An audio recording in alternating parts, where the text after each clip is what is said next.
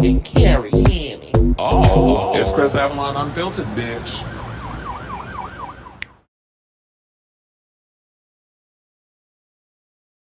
Hey y'all, welcome to Happy Tuesday. It's your boy Chris Avalon, and welcome to a brand new episode of Chris Avalon Unfiltered.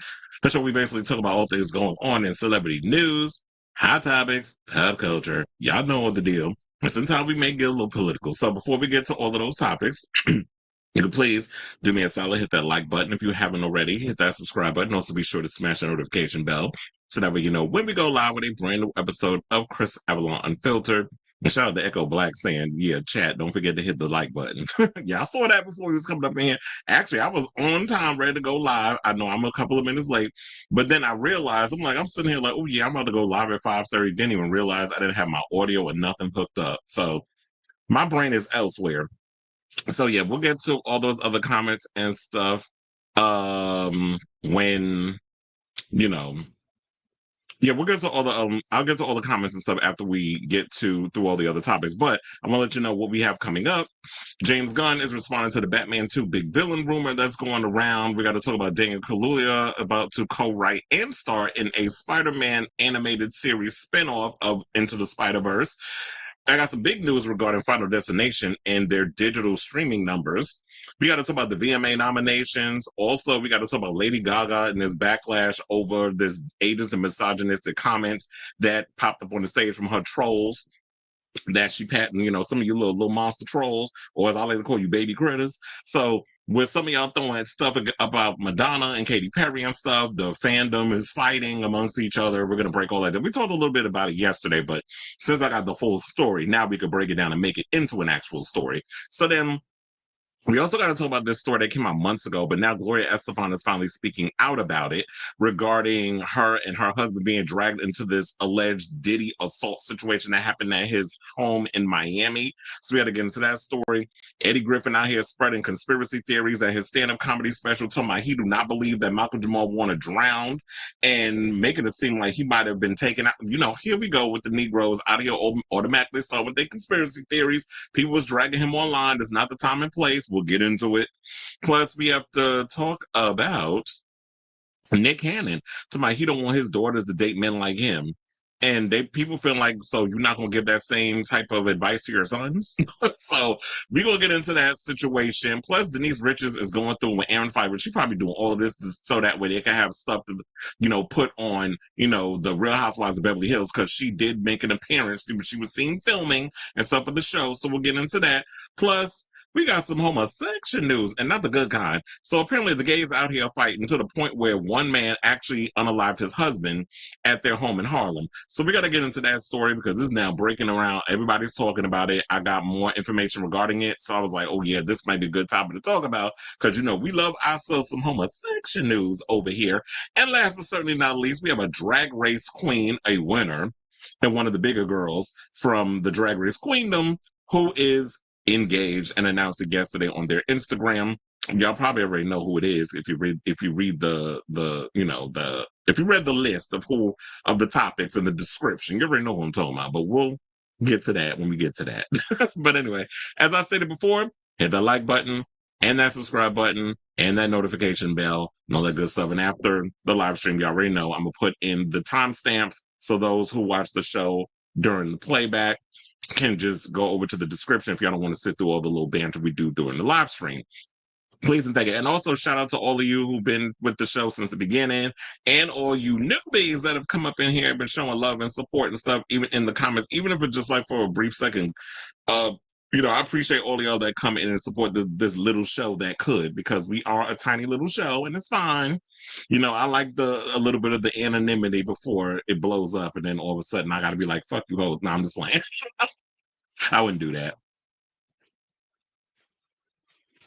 With this, me being a Virgo, I'm a little too honest with this mouth, so I can't be fake. But anyway, let me hit my banner. And, hold on, because I think I might have I was about to freak out. I thought I had, left the other YouTube thing open and I would have heard myself on the playback of the live that y'all are watching. Anyway, let's get into the show. And let's talk about James Gunn, who still running off at the mouth. I love you, James Gunn. I like what you're doing so far with the DCU, even with your little one movie. And that'd be the Superman. But Bro, I really need you to stop talking. I need you to just jump off threads. I need you to jump off all these platforms and stop yapping your mouth about every little thing that these fans keep hitting you up and asking you about when it comes to what's going on with the future of the DCU. So the co-chairman and co-CEO of DC Studios is dismissing rumors about the inclusion of a huge DC villain in the Batman Part 2. Now, DC Studios co-CEO confirmed that he is recording the director's commentary for the home release of his Superman film, which literally just came out a couple weeks ago, but already they're starting to work on the director's commentary. Probably because you already know, like, the movie comes out last week, and then by, what are we in August? By September 1st, it's already available for digital download. It's already available for the DVD release. It's like, well, goddamn, did you even give it a moment to kind of like percolate in the theaters? It's kind of like, for example, look at, when I'll get ready to the rest of it, look at Lilo and Stitch. Lilo and Stitch is, I believe, the only movie so far this year, live action, that has crossed over $1 billion. And with that being said, they didn't do the whole 45-day window thing and just throw it on Disney Plus. I think they went over the 100-day mark. So that movie's been out for, like, I believe a good 3 months already, 4 months. So why can't movies go back to that and then give it up, like, let it marinate a little bit in the theater so people have to go see it there, and then, by the time it comes out on streaming, whatever the case is, we have that hunger for it. It's like, y'all don't give people a chance to, like, let the momentum die down a little bit, and then it's like, okay, so the theaters is not that packed. I'm gonna go to the theaters and watch it, because I don't, honestly, me personally, I don't like being in the theater where it's packed. If it's enough people in there, I'm like, it's cool that I got a little room to move around and stuff. But I don't like it when it's like every seat is taken and I don't have the good seat. That's kind of like when I was looking to buy tickets for Weapons, and I want to go see the IMAX. I'm like, all the good seats is taken. I'm like, god damn. So I'm gonna wait a little bit and then see if I can get a good seat. If I don't, I'll just go see it at a regular theater, because I do want to see it in the IMAX. I'll go see it in a regular theater on Friday, and then when it dies down a little bit, then I'll try to get a seat in IMAX. But anyway, let's get back to this story. So he is filming the director's commentary, but there is no, and they said that it's expected to arrive on digital sometime later this month. This is literally what I was talking about. I was like, Superman just got in the theaters. Yes, it's doing well domestically. It's not doing all that great internationally, but already you're talking about releasing it on digital? Like, that's crazy. And so the filmmaker posted an update on Threads where he also took the time to address some other reports. He confirmed Batman casting for The Brave and the Bold has not taken place, even though I did show y'all that picture of Brandon Sklenar looking all scrumptious and muscly and things from his trainer. So I'm like, I'm hoping that Brandon gets the part, because he's definitely looking like the part. And they said that he said not unexpectedly, and it's likely the character won't be showing up in next year's Clayface film. He said there's really no new updates. I mean, we're working on a script. We have a screenwriter who's hammering away at it. I'm very involved, so we'll see what happens next. I wish I had more news for you, but I don't. And this is the part why I say, if you don't have any news, start talking. So that's kind of the part that kind of just irritates me about James Gunn, is that I understand, like, you're trying to be, I don't want to compare him to Kevin Feige, but I understand you're trying to have your little Kevin Feige situation where, you need to be the head of the situation. And I get that. But, excuse me. But, if you're gonna be that guy, I don't feel like you need to come out and just every 2 seconds on social media being like, I don't have any new updates, but this is what's going on, that's what's going on. It's like, okay, if people are gonna ask questions, leave them on read on social media. That's what you got to do. So, more pertinent is that Gunn also addressed surprisingly persistent rumors that Hush will serve as the main villain in Matt Reeves' The Batman Part 2. Talking about the speculation regarding the movie, he says, anything you've heard about this movie is made up or a guess. No one in the world knows anything about the concept for the story except 4 people. Now, when asked, and I guess that's the two writers, and that'll be Matt Reeves and his co-writer, and James Gunn, and I guess Peter Safran is who he's talking about, because who else has read the script? And they said, when asked about Hush directly, he said, again, everything you've heard is a total guess or made up. Now, production on Batman Part 2 is expected to begin filming early next year, ahead of an October 1st, 2027 release. Now, I will say this. Now, personally, The thing wasn't Hush and like, didn't he pop up in the animated series or something or another? Like, that would be cool or whatever if we got Hush up in there. But to be honest, I've been telling y'all for the longest, I want the Court of Owls up in the next Batman movie. I feel like it would be perfect based off of the way the Batman movie set everything up and what they were kind of going for, where it was like Bruce was against kind of like the elite and all these powerful people and learning some things about his father and the backstory of his mother and all that other stuff. So I kind of like that direction that they took with the film. But so I would like to see Hush in a future Batman live action movie. I also would love to see another iteration of Bane, played by Dave Bautista. But then again, I don't think Dave would do it because Dave lost all that weight, and I don't think he wants to put all that weight back on to play Bane. Although I think he would make a great Bane. However, like I said, I want a Court of Owls. Now, for those who for the uninitiated, the Court of Owls is basically a super secret crime organization that has existed since colonial times in Gotham City, woven into the framework of the city's institutions and buildings. There's even a creepy old nursery rhyme that children of Gotham City recite, describing the court as all-seeing and all-knowing. Now, the members of this Illuminati-like organization are basically from Gotham's wealthiest, most anxious, and most powerful families, and they've been controlling the crime in Gotham for centuries. They basically meet in hidden rooms planted throughout the city, and when they hold court, they wear ghoulish-looking white owl mask over their faces, hence the picture that you pretty much see up here that I have given y'all. So with this whole situation, like I said, when we have Batman, who was a child of wealthy parents, basically his father, I would say just wealthy parents, using his resources to dismantle the very foundation his father was a part of. I do feel like that would be an interesting angle to explore in the sequel. And that's kind of like when you look at Matt Reeves's Batverse is kind of like it's kind of playing into this whole anti-establishment, anti-oligarchy type situation. And Bruce seems to be, even though he comes from money, he's been very anti-establishment in a lot of ways, and using his money and his father's money, power, and resources to basically navigate through Gotham City and help the disenfranchised. So if that's a way that they want to take in regards of this whole story, I would definitely be here for that. But in regards of and as I said before with James Gunn, unless you have something to spill, can you please stop spilling things and just focus on being a co-CEO of the DCU and getting all your I's dotted and all your T's crossed and getting all the movies and shows or whatever it is that y'all got going on at DCU on get the ball rolling for all of that, because every 2 seconds you always on social media saying stuff, and I think it's great that you want to interact with the fans and stuff. I'm not saying that that's a bad thing.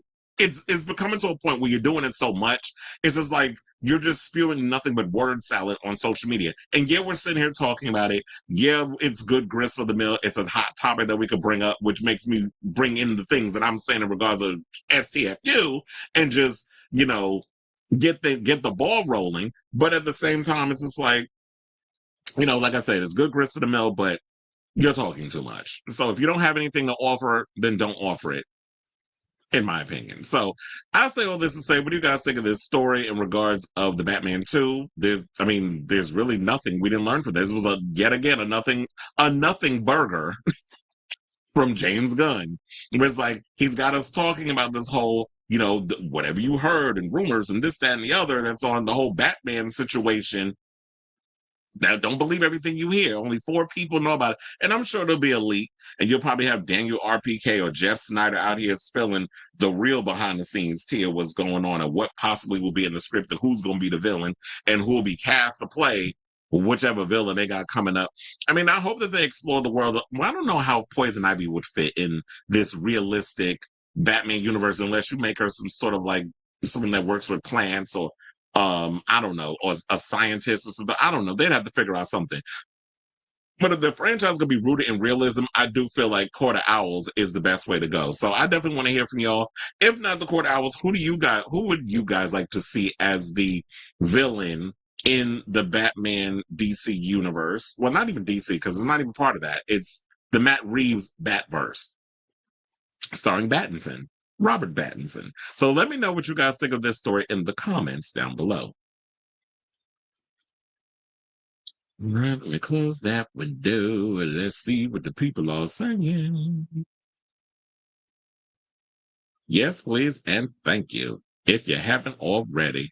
Honest in the building. Echo Black is here. So, I mean, I aged out of MTV, but I still want to hear these nominations. Look, quiet as it's kept, I've aged out of MTV too, even though, what is the demographic, 18 to 40 now?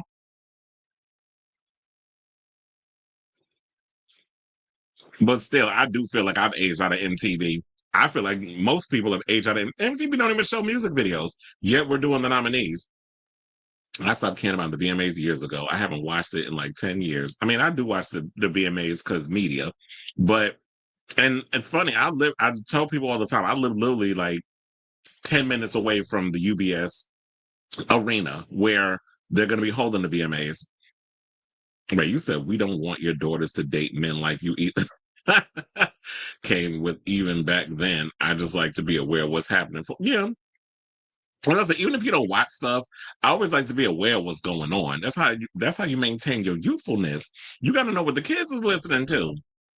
And when I read some of the nominees, I was like, who? Like, I feel like I'm losing my grip on what's going on in pop culture in a way. He said, sidebar, but I saw nothing about Kesha's tour today. There's a bunch of teenage straight guys going to the tour simply because of the tour name and being disappointed. So basically what? They think that because it's called Tits Out, that they're actually going to see titties? Like, are you stupid? You know, nudity is not allowed at arena in those type of concerts. I said, at this point, concerts aren't worth it from races to ticket prices. What's the point? We have live cams. Well, the point is, if y'all don't go to concerts, then I don't work. That's the point. Because outside of doing this show, I work in live entertainment.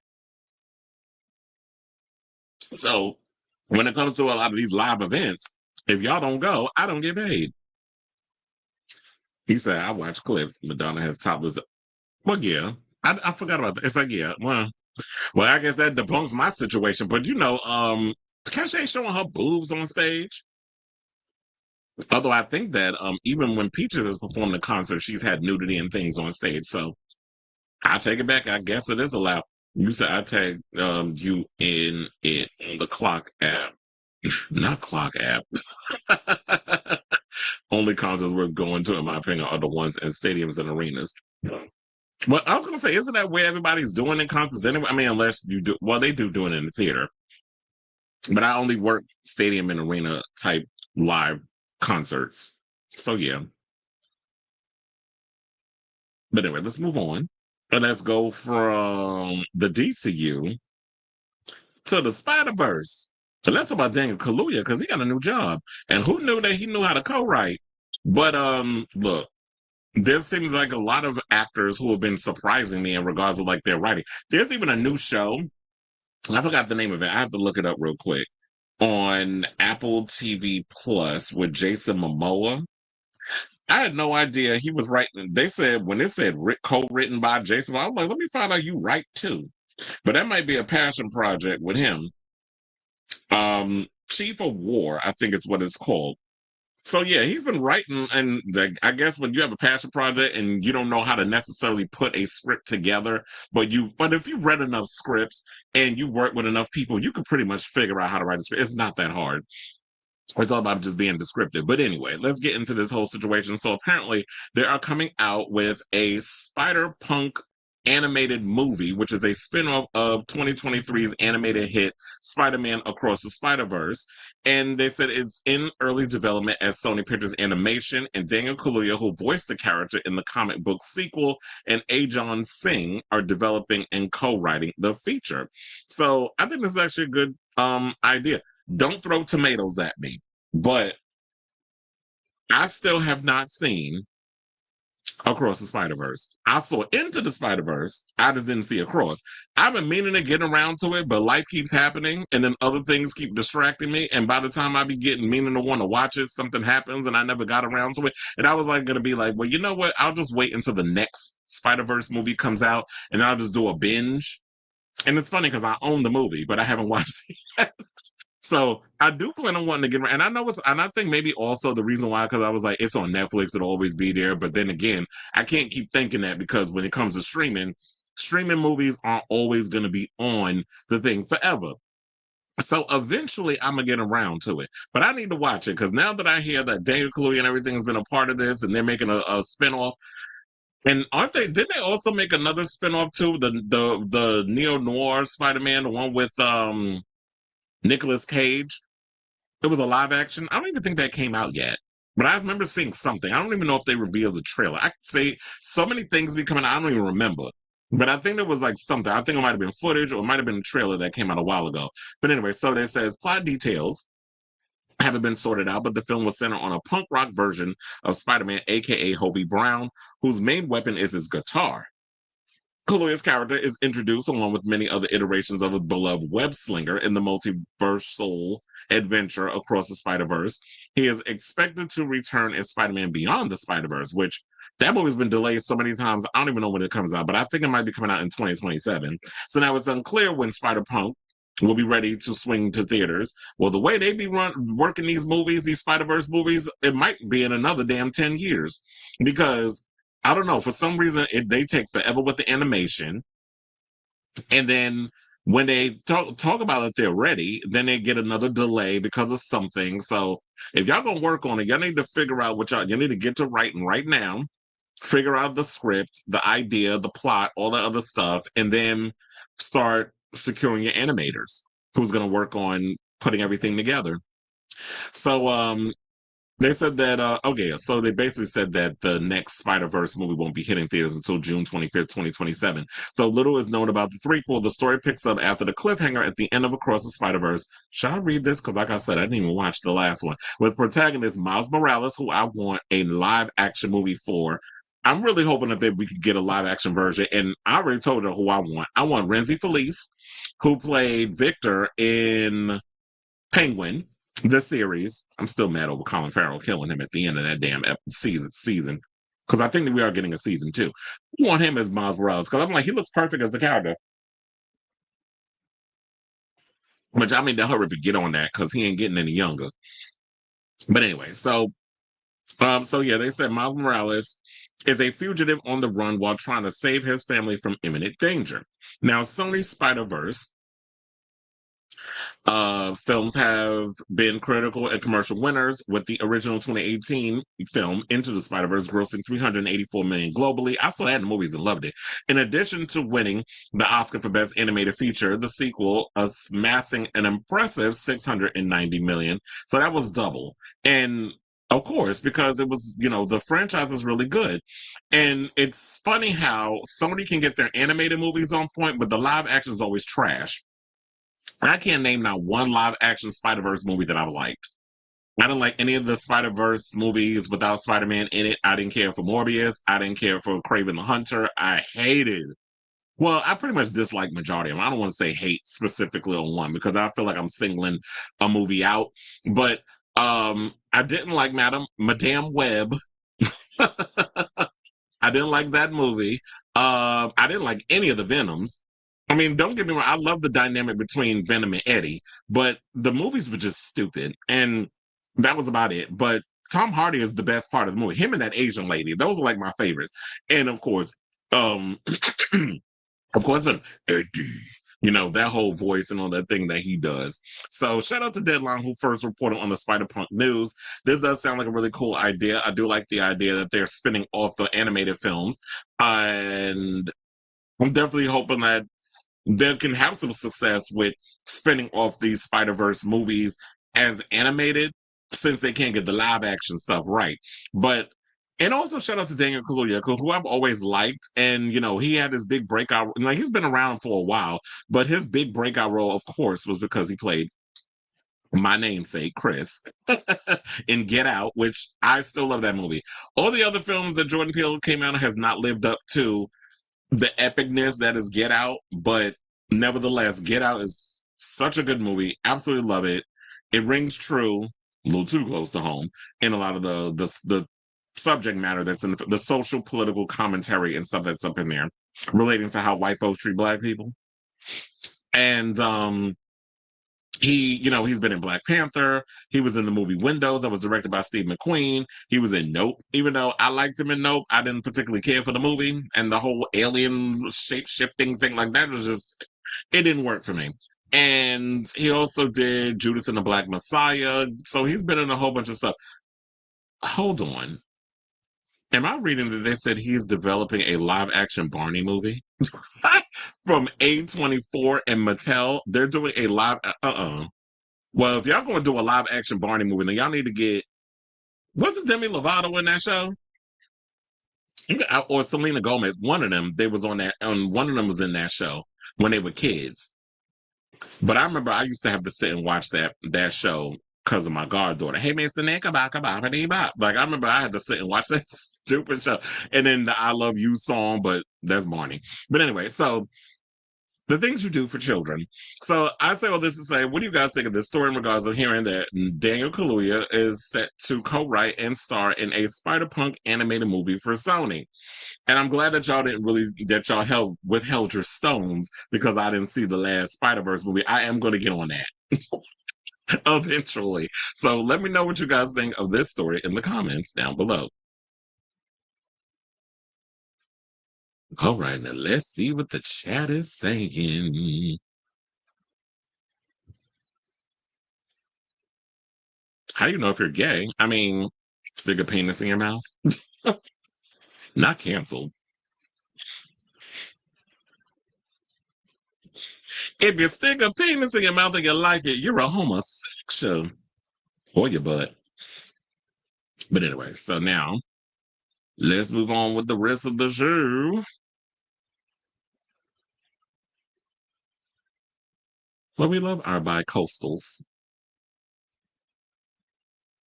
Okay, so now let's get into the Final Destination news. Shout out to them. This is like one of my favorite horror movies of 2026. I'm sure there'll be plenty more. I will compile a list when we get around to October. I'll probably do like a top 10 if there is a top 10. I'm sure there is. Because between some of the original stuff that was on Shudder and then stuff that's been released theatrically, I'm sure that I'll be able to compile a list. But anyway, so one of the horror films that topped the box office and is certified fresh on Rotten Tomatoes with a 93% score, cinema score I should say, is a certified streaming hit after 1 day of being released on streaming. So Final Destination Bloodlines, shout out to CBR for this tea, recently made its highly anticipated streaming debut because it's on HBO Max if you haven't watched it. But the movie is already dominating the charts. Now, per Flix Patrol, Final Destination Bloodlines is currently the #1 most streamed film on HBO Max worldwide as of August 2nd. The horror film debuted on the platform August 1st and has already shot ahead of Until Dawn and Sinners, which are holding on to second and third places, respectively. The movie's streaming success comes alongside both critical and commercial success. Now, the sixth installment of the Final Destination franchise has scored a certified fresh critic score of 93% on Rotten Tomatoes, with audience scores not falling too far behind at 87%. This will make Final Destination Bloodlines the first film in the franchise to receive a positive rating from both critics and audiences. Released on May 16th, Bloodlines was made on a $50 million budget. But the good thing about it is that with the $50 million budget, the film earned a whopping 285.3 million at the global box office. Bloodlines also received a physical Blu-ray release on July 22nd, which came alongside the release of a full film collection consisting of all 6 films and special features for each of the movies. Directed by Adam Stein and Zach Lobsky, the movie was released about 14 years after the 2011 film Final Destination 5. And here's the thing. I actually thought this movie was relatively good. I liked the whole different direction that they took, that it was that there was a woman that prevented herself from dying and all of that other stuff. She was pregnant at the time. She escaped death, and she found decades of ways. Well, for decades, she found ways to cheat death. And so with that, she managed to go off, have children, and create this whole lineage that should not have existed because she should have died on that fateful night when she went up in the needle with her fiance to go celebrate whatever. Well, he was proposing to her, so I'm sure you'll probably see the movie. But And then seeing how that whole thing worked. So I thought that was a relatively interesting concept. The kills were pretty gnarly. A lot of times and one of the things I have to say is that the commercials, I mean, the trailers were clever because I was always thinking like, oh, y'all are giving away the kills and stuff in the trailer. No, they weren't, because a lot of times when you thought that was the way somebody was going to die was misdirection. So they were showing all the misdirection shots in the trailer, which threw a lot of people off. And then you really get to see how certain people die. Like there was that sequence with I forget the guy's name, but he was like the best part of the show. I mean, the film, in my opinion, when he was in the tattoo and body piercing shop, and that whole sequence that played out, everybody was like, "Oh, this is when he was going to." Nope, there was another scene, an iconic scene that got to do with a hospital and an MRI, and that was like one of the most iconic scenes throughout the whole movie. And there were plenty. There were a lot of really good gory moments and stuff. And there were moments that took me out because you could tell some of the shots were digitally enhanced and it was CGI and all the other stuff. I'm all for the practical, but if you need to do what you got to do to save a little money, and I know it probably costs a lot of money to set up those elaborate sequences, like when you're doing a lot of those sequences and things and another, and how it's got to be all mathematical and how you set it up. I can totally understand why the movie was a $50 million budget, but it did well. And I'm sure they'll be fast tracking a sequel. Seeing Tony Todd one last time, I thought was like a great thing for us fans who love the franchise. And we got to have that moment of seeing Tony Todd on the screen one last time. And then unfortunately, he passed away from cancer. So I was living for having, that moment and all the other stuff. And congratulations to Final Destination. Now, in regards to Sinners, you already know how I feel about Sinners. I love the movie. It's like one of my favorite movies of 2025. I cannot stop talking about it. Seeing Until Dawn, which is on Netflix, actually, I didn't even know it was out. And so I was just scrolling because I needed something to watch on my way home from the garden. And that'd be Madison Square Garden. And I was like, oh, Until Dawn's up there. So I'm sitting there watching the movie on the train, and my face is making all these weird things. I'm really hoping like people are not watching me as I'm watching this movie, because I'm like, what the like, some of the kills and stuff in that movie was crazy. But the third act was a little weak for me, and I felt like they copped out at certain points of that film. But overall, I had a good time with Until Dawn. It was a lot better than I thought it would be, because I didn't think I didn't know much about the film. It didn't look all that exciting and enticing for me, but I was like, it's on Netflix. I pay for Netflix. It's just something to watch to pass the time, to get me home a lot faster. And I enjoyed what I watched. I thought it was a fun movie. So congratulations to Final Destination Bloodlines. It'll be interesting to see what they plan on doing with the next sequel. Don't take too long, but also, take your time trying to figure out what's the next chapter or the next story you want to tell to the follow-up of Bloodlines. So I say all this to say, what do you guys think of this story regarding the news regarding Final Destination Bloodlines? The people out here, I guess, who didn't see the movie were excited to actually get to watch it on HBO Max. Or it could have just been those who saw the movie in the theaters, loved it, see that it's on streaming now, and they're like, let me revisit this film and have a good time with it. I only saw it once because I saw it in the movies, but I do feel like I need to jump on it and revisit the film when I have the time sometime this week, and just like, let me just put it on and rewatch and give it a little rewatch. Because I think, if I'm not mistaken, all the Final Destinations are on HBO Max. So if I definitely want to take the time to do a binge, I'll probably take the time to watch all of them and then get to that one. I might take the time to do it if I got the time. So let me know what you guys think of this story in the comments down below. All right, so now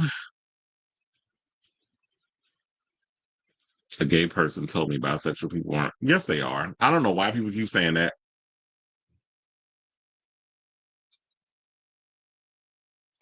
It's the bi erasure for me. If you like men and women, then then that's what you're into.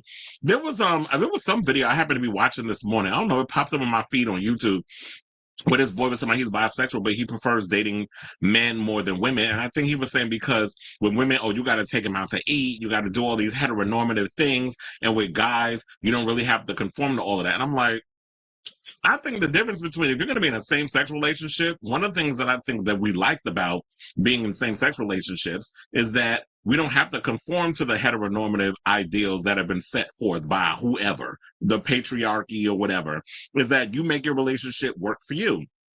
Don't get me wrong. There are men who are in same-sex relationships who like going out to restaurants and like being like, I have plenty of friends that I know that do date nights and things of that nature. So for them to think that, oh, so what y'all just going to do, sit around and tug on each other's peen all day, and that y'all think that's a relationship? Like, no, there's more that goes into, a male relationship. I can't speak on female, but on the male side, there's much more that goes into relationships besides the sex. Like, there's emotional aspects that goes into it too. I'm not saying that a man's not going to come at it like how women come at it on an emotional level, but there are emotional situations that go into relationships also. So, bisexual people are real. But I think a lot of people think that when it comes down to bisexual people, that they think that, oh, if you're like men and women, that if you're in a relationship with that one person, that you're gonna go and wander off and be with somebody else. And I'm like, unless you want an open relationship, then that's something y'all need to discuss. But if you have a monogamous relationship and it's just y'all two, people can't commit to that unless you're willing to run off and be with somebody else, but then that would be considered cheating. So people need to stop always trying to put these preconceived notions on other people. Who was pulling on Azealia? What did I miss? Sometimes I'll be, you talking about, you said this, yeah, it was one of the best Final Destination movies. I was being shady. What did I say? Sometimes, you said grab an umbrella. I agree. Until Dawn was better than what I've expected. Bloodlines ending. Yeah, I think that they left that kind of open ended. Did they survive, or was that a premonition that one of them had? Because I'm kind of wondering, did the main character and her brother, did they survive? I don't know. I thought this was the best one since the third movie. Well, yeah, I liked all three of them. One of my, I'll always have a soft spot for the first one. Of course, I love the second one because it was like a hybrid. It was like it had the tone a bit. It was like it followed the formula of the original, but it went a little over the top with the kills. So it kind of was like the Terminator 2 of the Final Destination franchise. More action, more blood, more gore, carnage, candy. In the words of Randy Meeks. I'm sure there are some that do, just like there are some gay men that hate trans women. There are some gay men that hate women. So, and so yeah, I dated the same woman for many years, and it was taking her out, not taking her out for dinner. It's like, yeah, I'm gonna take her down to the wherever y'all be eating. It's like, I like going out to eat. I don't always want to cook. Exactly. Look, I had to finally stop being lazy and go food shopping today because I've been eating out too much. And it's like, unless I want to be fat, it's like I need to stop eating the outdoor food. So I was like, let me just go food shopping. Finally, pick up some things. Then I spent like the morning making me enough food for the next couple of days because I know how I get. It's like I be so tired. I don't have time to be wanting to sit and slave over a stove. So if ever I wanted just like I got chicken or whatever, throw it on the plate with some rice, throw it in the microwave, heat that up, and I was like, okay, there's food. Because I hate having to always cook food too. It's time consuming.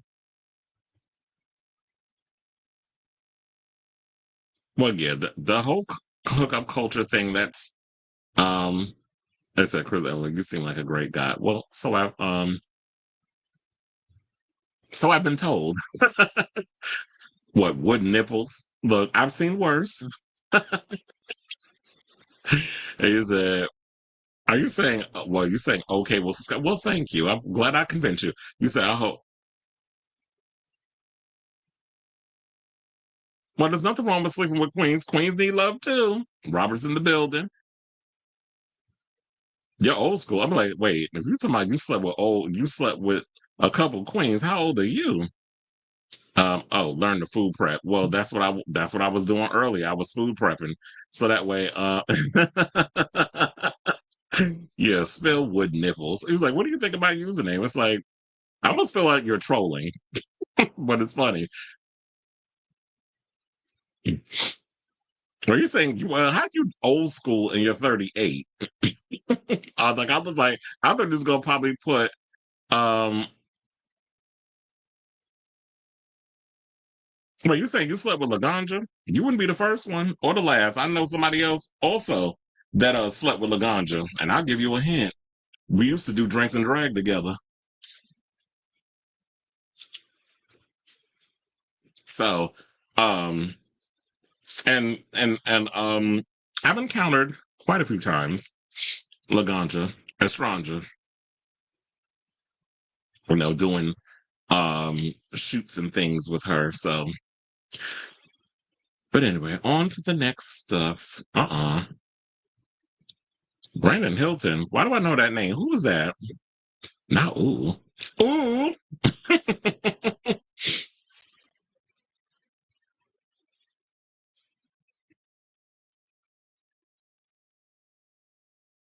Is he a former friend? Wait, is he is Brandon Hilton like was he friends with Madonna? That name sounds familiar. On Your Man? Are you talking about On Your Nerve? From Drag you be out here hunting. Oh, wait a minute. Are you trying to tell us you a race chaser? Funny enough, that's what we used to. I'm gonna shut up because I was actually going to tell y'all who we refer to a certain porn star as a race chaser. Because every time you see him, he with one of the drag race girls. We don't know her. We don't know that bitch. That's DJ. Is he?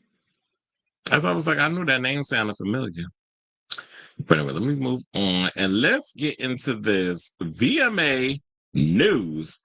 So I guess Robert, you came just in time because we're about to talk about the VMAs. So apparently, the VMAs finally, and I almost, funny enough, I actually almost forgot it was about that time that we would start talking about the VMAs because, and then I'm like, wait, we're in August. VMAs is in September. Why? First of all, I feel like y'all were late with this news. Like y'all should have been released it, but nevertheless. It's out. Lady Gaga is, I believe, the big top nominee. She's got 12 nominations total, including Video of the Year. Now, I will say this. Now, the VMAs are set to air live, and this is a first, because normally they used to be on MTV. I guess because MTV is no longer a thing, except for Teen Mom, Jersey Shore Family Vacation, and The Challenge. Now the VMAs is about to air for the first time on CBS on September 7th. I believe that's Pink's birthday. Shout out to her. Now, leading the pack, as I said, is Lady Gaga with 12 nominations total, including Video of the Year, Artist of the Year, Best Album, and more. The 39-year-old is the top overall nominee for the third time and claims 18 career wins. Bruno Mars closely follows his collaborator with 11 nominations total. Kendrick Lamar has the third most nominations with 10. Rose with her and Sabrina Carpenter are tied with 8 each. Additional top contenders at this year's ceremony include Ariana Grande, The Weeknd, Billie Eilish, Charlie XCX, Bad Bunny, Doechii, Ed Sheeran, Jelly Roll, Miley Cyrus, and Tate McRae. Now, all those names I just mentioned, I would rather watch them perform. It's like, because we don't know who's performing. But after I read the nominations, I was like, okay, this is kind of boring. I don't think anybody cares about these nominations. But I would love to see Ariana, The Weeknd, Billie Eilish, Charlie XCX, Bad Bunny, Doechii, Ed Sheeran. Well, I don't care about Ed Sheeran. Jelly Roll, Miley Cyrus, Tate McRae. I would like to see them up there performing, and also Lady Gaga. But I think she's going to be touring. But then she could take time. Wait a minute. If I'm not mistaken, I believe that's around the time where she's also supposed to be in New York to do another show at the Garden. So, she could stay in New York, and I guess they were probably putting the show around her schedule.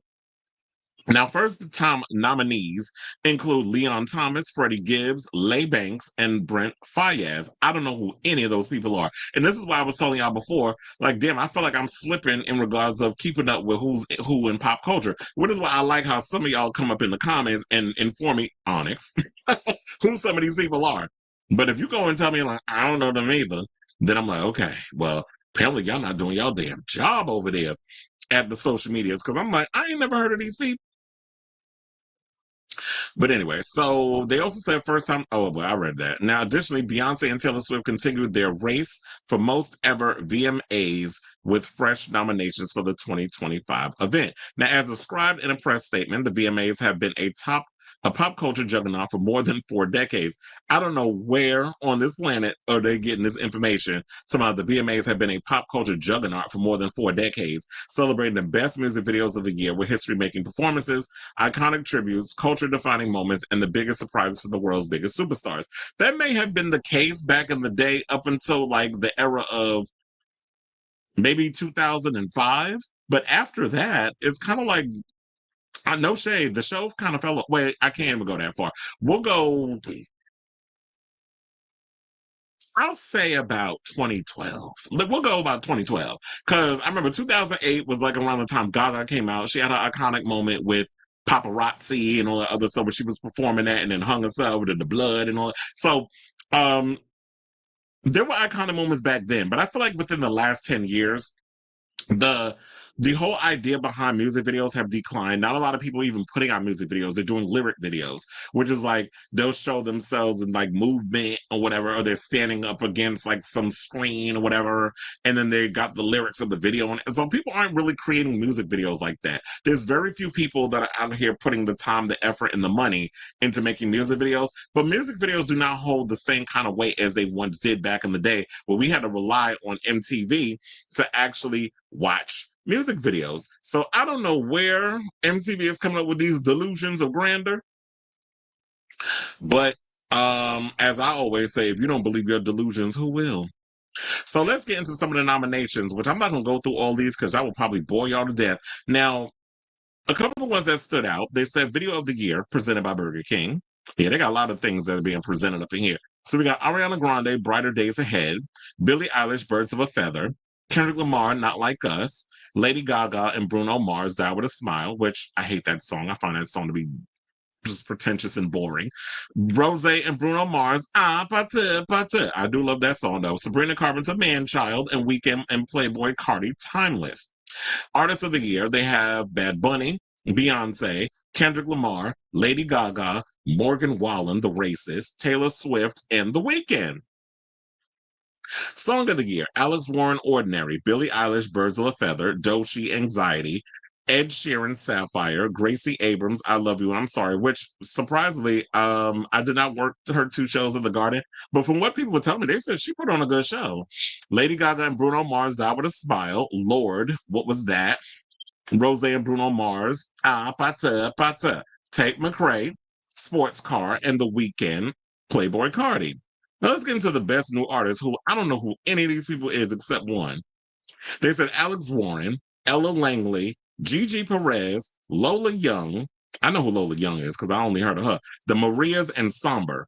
Who are these people? Because I have no idea. Now they have Best Pop Artist, which is a new category, by the way.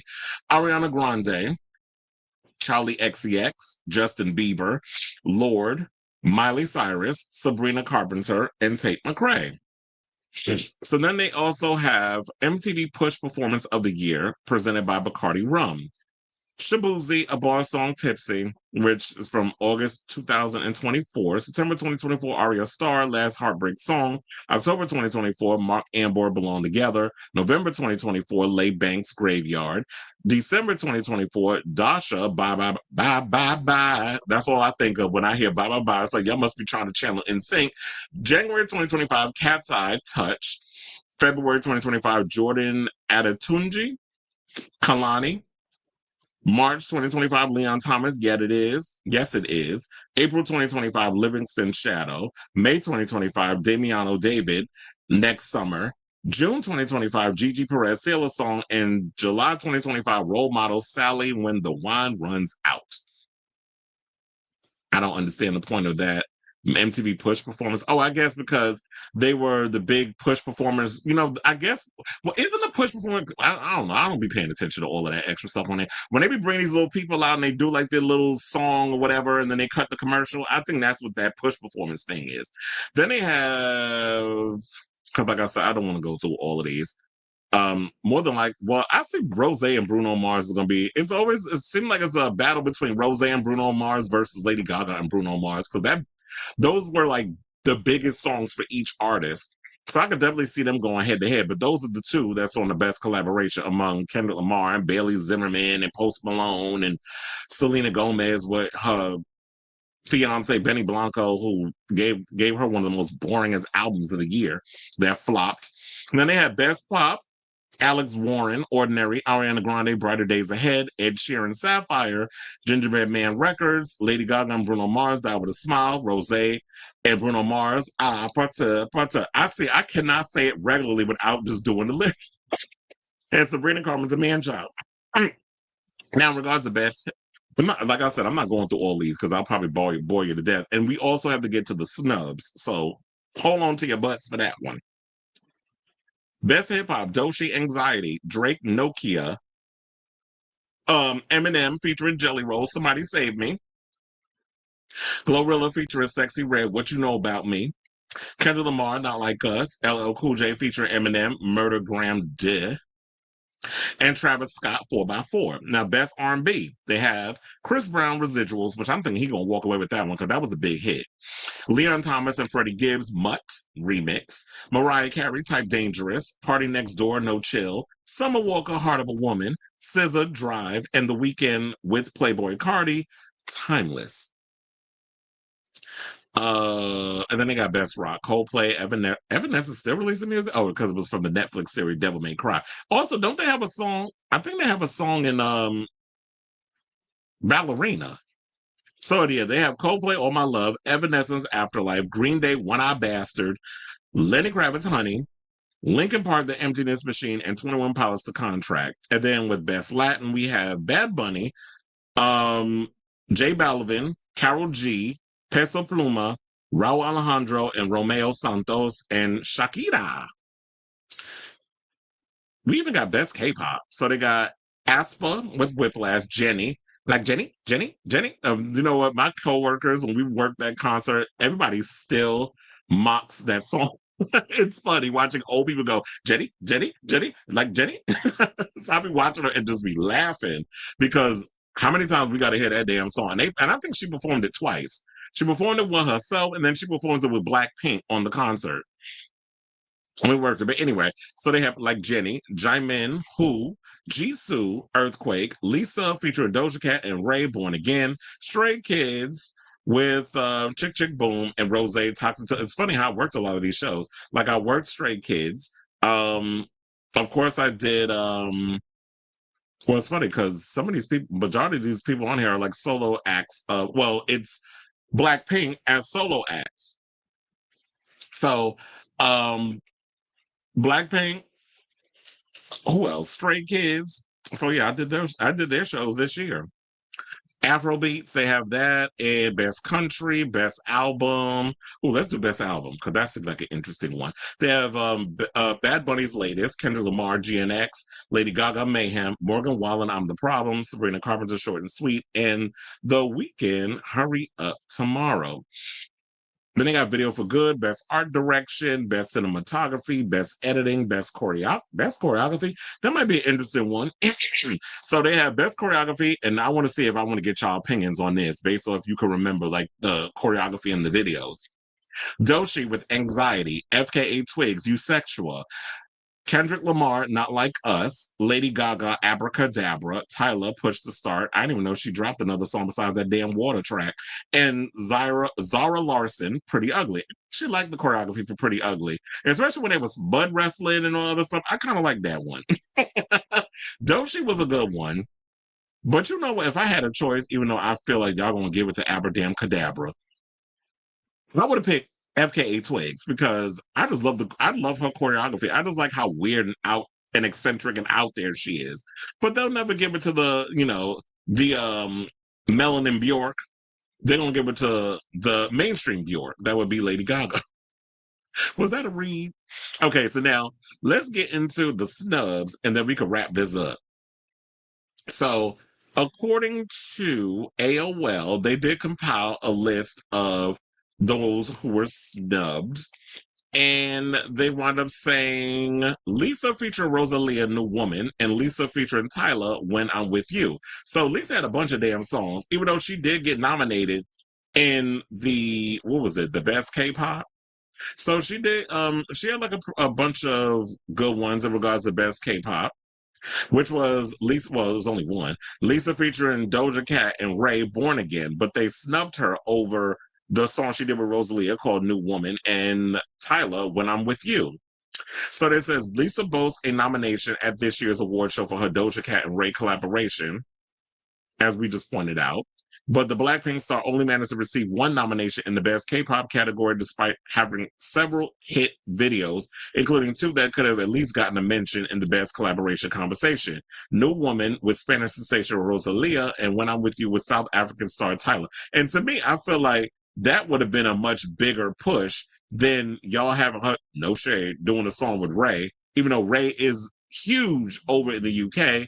And Doja Cat, I guess maybe it's because Doja Cat is they feel like it's a much more familiar name than a Rosalia. But Rosalia is very much an avant-garde type of artist, and Tyler is Tyler. But I would have liked to see her get that with that collaboration instead of y'all just putting the same damn people in the, what was it they said, the best collaboration? Because yeah, the best collaboration is kind of boring. They had Bailey Zimmerman with Luke Combs, who cares? Kendrick Lamar and SZA. Well, y'all get a pass on that one. How many times am I going to nominate Lady Gaga and Bruno Mars? Die with a Smile. But I get it. If it's best collaboration, it definitely fits there. Post Malone featuring Blake Shelton. I've heard better songs from Post Malone. Rose featuring Bruno Mars. Yeah, that pata, that was like a huge hit over on, radio and with people and on social media, particularly TikTok. So I understand that. But y'all could have chopped Selena Gomez and Benny Blanco. Nobody listened to that album. So y'all could have put Lisa up in there. No shade. Just saying. I like Selena Gomez, but girl, that album was drier than Azealia Banks' cooch. So now they said New Woman brought together two major women in music with a high concept video debuting with more than 40 million views in its first week. When I'm With You is the sensual dance heavy treatment, also did extraordinarily well on views at upwards to 21 million. Now, given the praise for Rose and Bruno Mars's mega hit, you already know, and I'm not going to do it again. It appears the category only had room for one Blackpink breakout. They had plenty of room. And I already told you what y'all going to chop, but that's just me. I don't know what little intern y'all got working over there at MTV, but let them, they need to go. So now they also said The Weeknd's Dancing in Flames.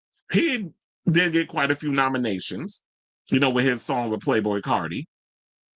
And then the video and song of the year and Hurry Up Tomorrow got a nomination, which I don't know why, because that movie was just bad. That was the one with Jenna Ortega and Barry Keoghan. Nobody cared. So y'all could have just left that by the wayside. It's funny how y'all will nominate stuff that nobody cares about, but the ones that get like 43 million views, it's like, huh? Y'all not even going to nominate it? Y'all should be y'all all about numbers and how big things are and mega hits. Like, why aren't you kind of catering to that, in my opinion? So they were also talking about like that video was heavily noted as being shot on the iPhone 16 Pro and has 70 million views on YouTube. Well, look, the new 28 years later was shot on an iPhone. Groundbreaking. And then another person that they've omitted to mention, and I am kind of pissed off about this, especially because she is in the pop realm. Y'all negated to mention Kesha. Like, where's her nominations? Boy Crazy and Joyride. Those songs were bops. I love the videos. So they should have been up in there. And say what you want about Kesha. I already know, like, yeah, Onyx, you threw that little dagger earlier to my nobody cares about, or nobody's been really checking for Kesha like that. That the only thing that you heard about was that straight boys are wanting to go to her concert because her concert is called the Tits Out Tour, and then when they see that they ain't seeing no titties, they disappointed. I'm like, boy, if you want to see titties, hello, Google is your friend. You can just go in the nearest porn site and titty away. Now, Kesha is in her comeback era, but MTV has yet to welcome her back with open arms. Though the Die Young hitmaker just released a provocative self-directed treatment for Boy Crazy in June to modest viewership. The video has been widely shared on social media for its feminist message. The video follows the buzz around Joyride, released in November 2024, another campy, action-packed video featuring gunfire and a car track helicopter chase through the desert, which also flew under the radar. And that's the thing with Kesha. Kesha's not like as mainstream. I think she did have a peak at one moment, but she's kind of always been that girl that had a big mainstream situation, but it was always come across as someone who's very much that underground chick. And it'll be the people on social media that will keep the discourse going versus MTV playing catch up, because MTV is always about the hottest thing, and then they always try to act like they discovered the trend. I'm like, no, y'all about 10 weeks late on the trend. And is there anything else that they had? Oh, there was about Taylor Swift got a VMA nomination for Artist of the Year. What else? Oh, so I don't think they really revealed that much, because now they're talking about Taylor Swift and all this other stuff. So yeah, I think that was the only big snubs that they were talking about that they could come up with. But yeah, so that's all I got so far. I'll definitely keep you guys abreast of the story as it develops, meaning that we'll revisit this conversation when we get the list of who's set to perform. Because at this point, I don't care about who wins. Quiet as it's kept. I don't think anybody ever remembers who won an award the year after, a year from. Like, I couldn't tell you who won the VMAs last year. But the thing that we do remember is the people who performed. I'll actually give them this. The performances last year for VMAs, they actually were pretty good. If I'm not mistaken, okay, who was it that performed last year that was memorable? Benson Boone and that cute little butt of his, and who else? Sabrina Carpenter. I did like her performance. So there was some moments, and wasn't it that NSYNC got trotted out again by Justin Timberlake? Wasn't that last year too? So we had some moments. It'll be cute. I mean, it'll be interesting to see who they get to perform if Beyonce will actually show up. Sis, I do think it's time for you to kind of re-up your brand, and you definitely need to start showing up at events besides the damn Grammys and really play into your fandom, and instead of this whole mystery thing and then only trying to give a shit about your audience when you want their money. So I say all this to say, what do you guys think of this story in regards to the MTV VMA nominations? Are you excited for some of the people that's nominated? Who do you feel that should have been nominated but was snubbed? Do you even give a damn? Or are you just here for the shade, for the commentary, and are you just curious to see who's going to perform and then you just check out the performances? So whatever your thoughts are, let me know in the comments down below. I want to say, it looked like my internet was about to start acting up.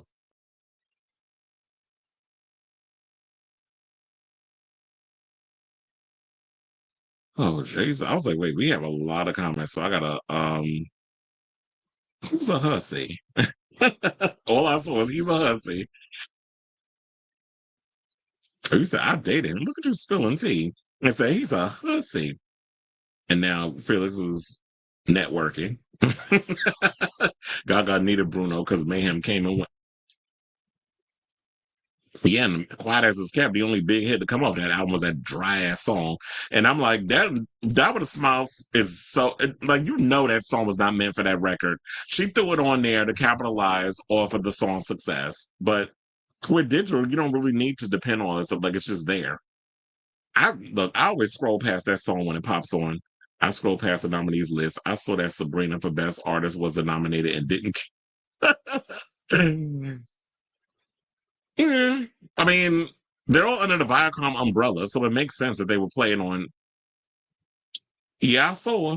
It took me long enough to get there. At least I'm not like that other political person. I forgot his name. That's over here buying allegedly subscribers. I saw Kyle Kalinske posted that story. Well, actually, it was David Pakman did a whole video on it. There is some political commentator who's kind of like a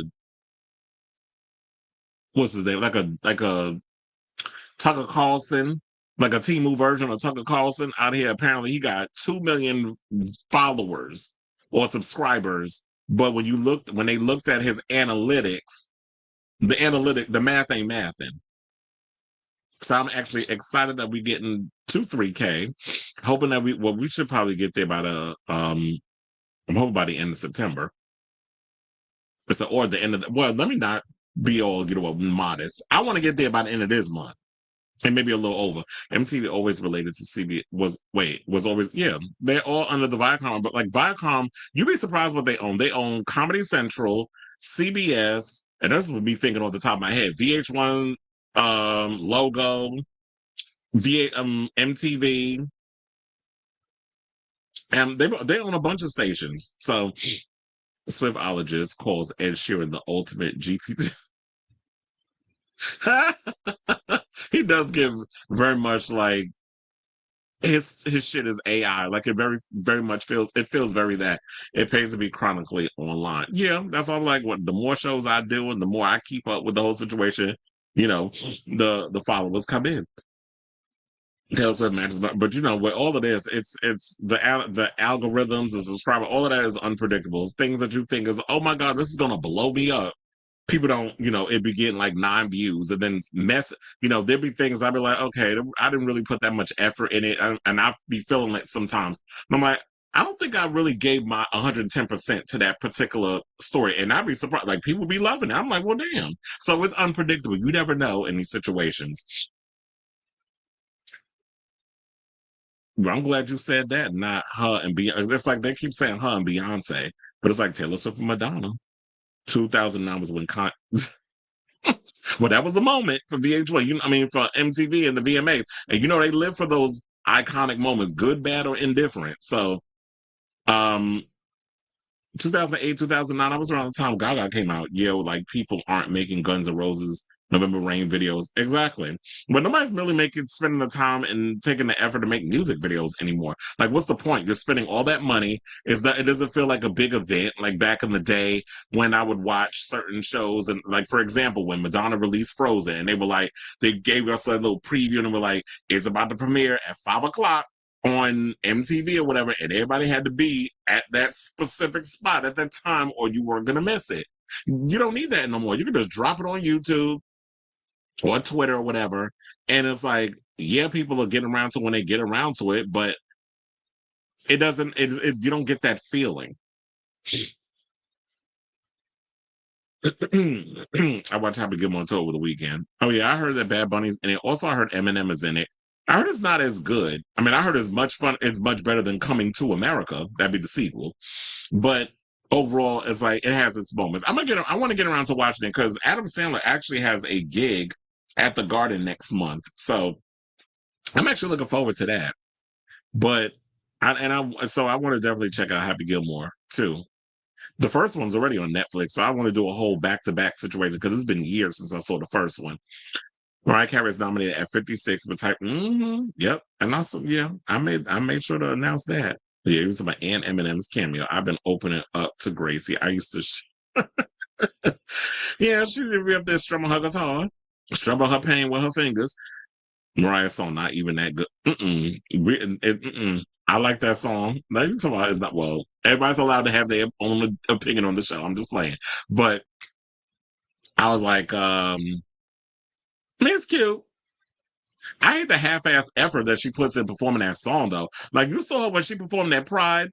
I think it was Brighton Pride or something or another, and she turned around. The only thing I liked about that performance was she turned around and showed the jacket and said "Protect the dolls" because she's shouting out the trans girls. But other than that, I was like, Mariah, I'm starting to think that you think the lackluster performance that you do on stage is. I think because we used to make fun of her over it, it's become part of her shtick. So I think she's intentionally performing bad. To some of the Best New Artist nominees, Alex has the #1 song right now for 9 weeks. Gigi, Lola, Somber, and the Marias all have viral songs on the Clock, not the Clock app. I'm still calling it that. I've never heard of the Ella Langley woman.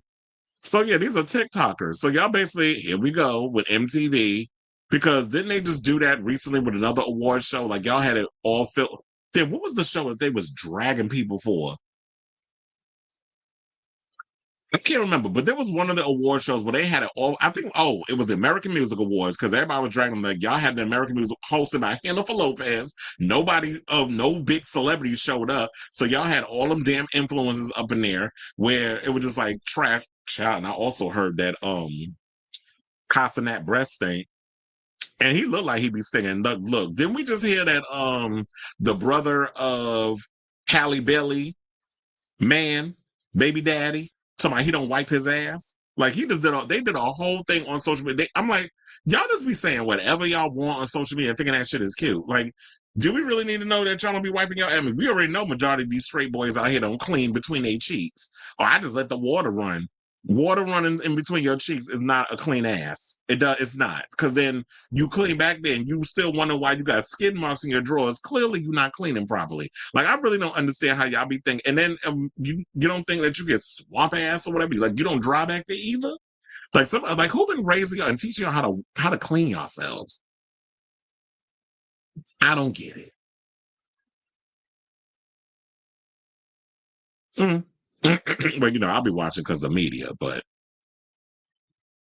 it's on CBS, which means it'll pop up on Paramount Plus. I can just fast forward through all the boring stuff and, just give you all the highlights the next day. There's a Glorilla barbecue. Oh yeah, I saw that. First, I'm trying to remember. I was thinking that we were advertising that at it was advertised somewhere and I've been seeing it. But I'm gonna try it because I actually like Checkers and I have two Checkers by me. One, I gotta go out to Elmont, like Long Island, to one of the Checkers. And two, there's a Checkers not too far from me, like in Queens. I'm thinking one of these days after I come, and it's funny how like I'll be the main one. I'll go to the gym, work out, and everything, and then I'll go straight to a Checkers to get me a burger and some fries. I'm that type of person. But I want to try that, the Glorilla barbecue, because you know what? One of the things about Checkers, that food be good. The only problem I'll be having is like, and I love the fries. I get the loaded fries because in my head I'm a fat ass. So this is why I tell you I have to go to the gym, because if I didn't, I'd be a big bitch. I'd be Lizzo's old size. But yeah, so I'm like, I like a lot of stuff over there. Like I always get the baconzilla or whatever the case is, or I get the loaded fries, and then they be like, "You want an apple pie?" It's like $1. I'm like, put it on, add it to the situation. And I think also is because you get a lot of food and it's not expensive, which with fast food that's not a good thing. But I'll definitely check out that Glorilla barbecue burger one of these days when I get to Checkers, possibly this week. I wish they had some in the city though. They only have them in like, I remember they have one. They only have them, I know, like in Queens, and then there was one when I used to live in Harlem. There was one that was on 120. I think it was 120. No, one. It was 140th or whatever. One of those areas. I would have to go all the way down to like the west, like further down. I would have to walk all the way down past by the D train. I think it was like 145th. So I had to walk all the way down by the D train, and then I could go to the Checkers over there. And that would be the time that I would go. But other than that, there's not many of them around. You said that Lisa Ray, and Doja Cat song actually came and went. Never cared enough to listen to it. And it's two chop hoes with one big artist that couldn't feel. Well, damn, tell us how you really feel. She woke up feeling like P. Diddy. She had the baby lotion. Well, didn't she changed the lyrics to that? He said, I like Kesha. She was one of my favorite artists growing up, but her new stuff, I want her to really dive into that sleazy sound that's so popular right now with the youngins. A true return to form. Yeah, I definitely think that she needs to get into that. Or is that you could still, it's like you revisit the sound that made you famous. You could do like the sleazy stuff, but show a sense of maturity. Kind of like, for example, Lady Gaga revisiting her dark Gaga period, but just it's a more mature version of that person that she once was during the Fame Monster Born This Way era. So it's like it's a sequel of sorts, but it's like I'm older now. I'm not that same person that I was back then. The lyrics have gotten better, the vocals have gotten stronger. I'm much more older and mature and wiser, and I understand the industry more. So it's like that's what she needs to go. So I definitely want her to get a little sleazy. Girl, get in the studio with Peaches, have her help you co-write some songs. And then who's been releasing some good music lately? And he released a song earlier today. Shout out to Caswell. Because he released I was like, what is the name of this song? Because I know I have it in my library. I was like, ooh, I'm living for this song. A little fresh behind. I don't think I got rid of it. Oh yeah, it's called Caswell and 808 Beach Pile Driver. Y'all know what power driver mean. So I was like, I was living for that. I was sitting there humming that chorus. But anyway, so you said she's for the homosexuals and the girls in the know. The audience on the tour was very queer heavy, and the girls, SZA and Slater, Kesha is going for the gays because that's the only audience that's the most loyalist of audiences. So if Kesha basically just sticks with the girls and the gays, she'll have a long career, similar to Charlie XCX. It says Sabrina's VMA performance from last year is what made me a fan. Chapel in her. Oh yeah, Chapel Roan with the Joan of Arc performance. I forgot about that one too. But mm, yeah, that queen. You know exactly what I was talking about. Wait, who owns WoW? I mean, I know. Oh, you talking about Fenton Bailey and Randy Barbado? That's who owns WoW. Like I said, I had to tell liberals go to YouTube because TikTok is censoring them now, but MAGA took over. Yeah, because eventually, he's talking about um that that TikTok will go away if um what is it? TikTok will definitely go away if they don't sell it to an American market, and they're trying to create an American version. Don't nobody want that crap.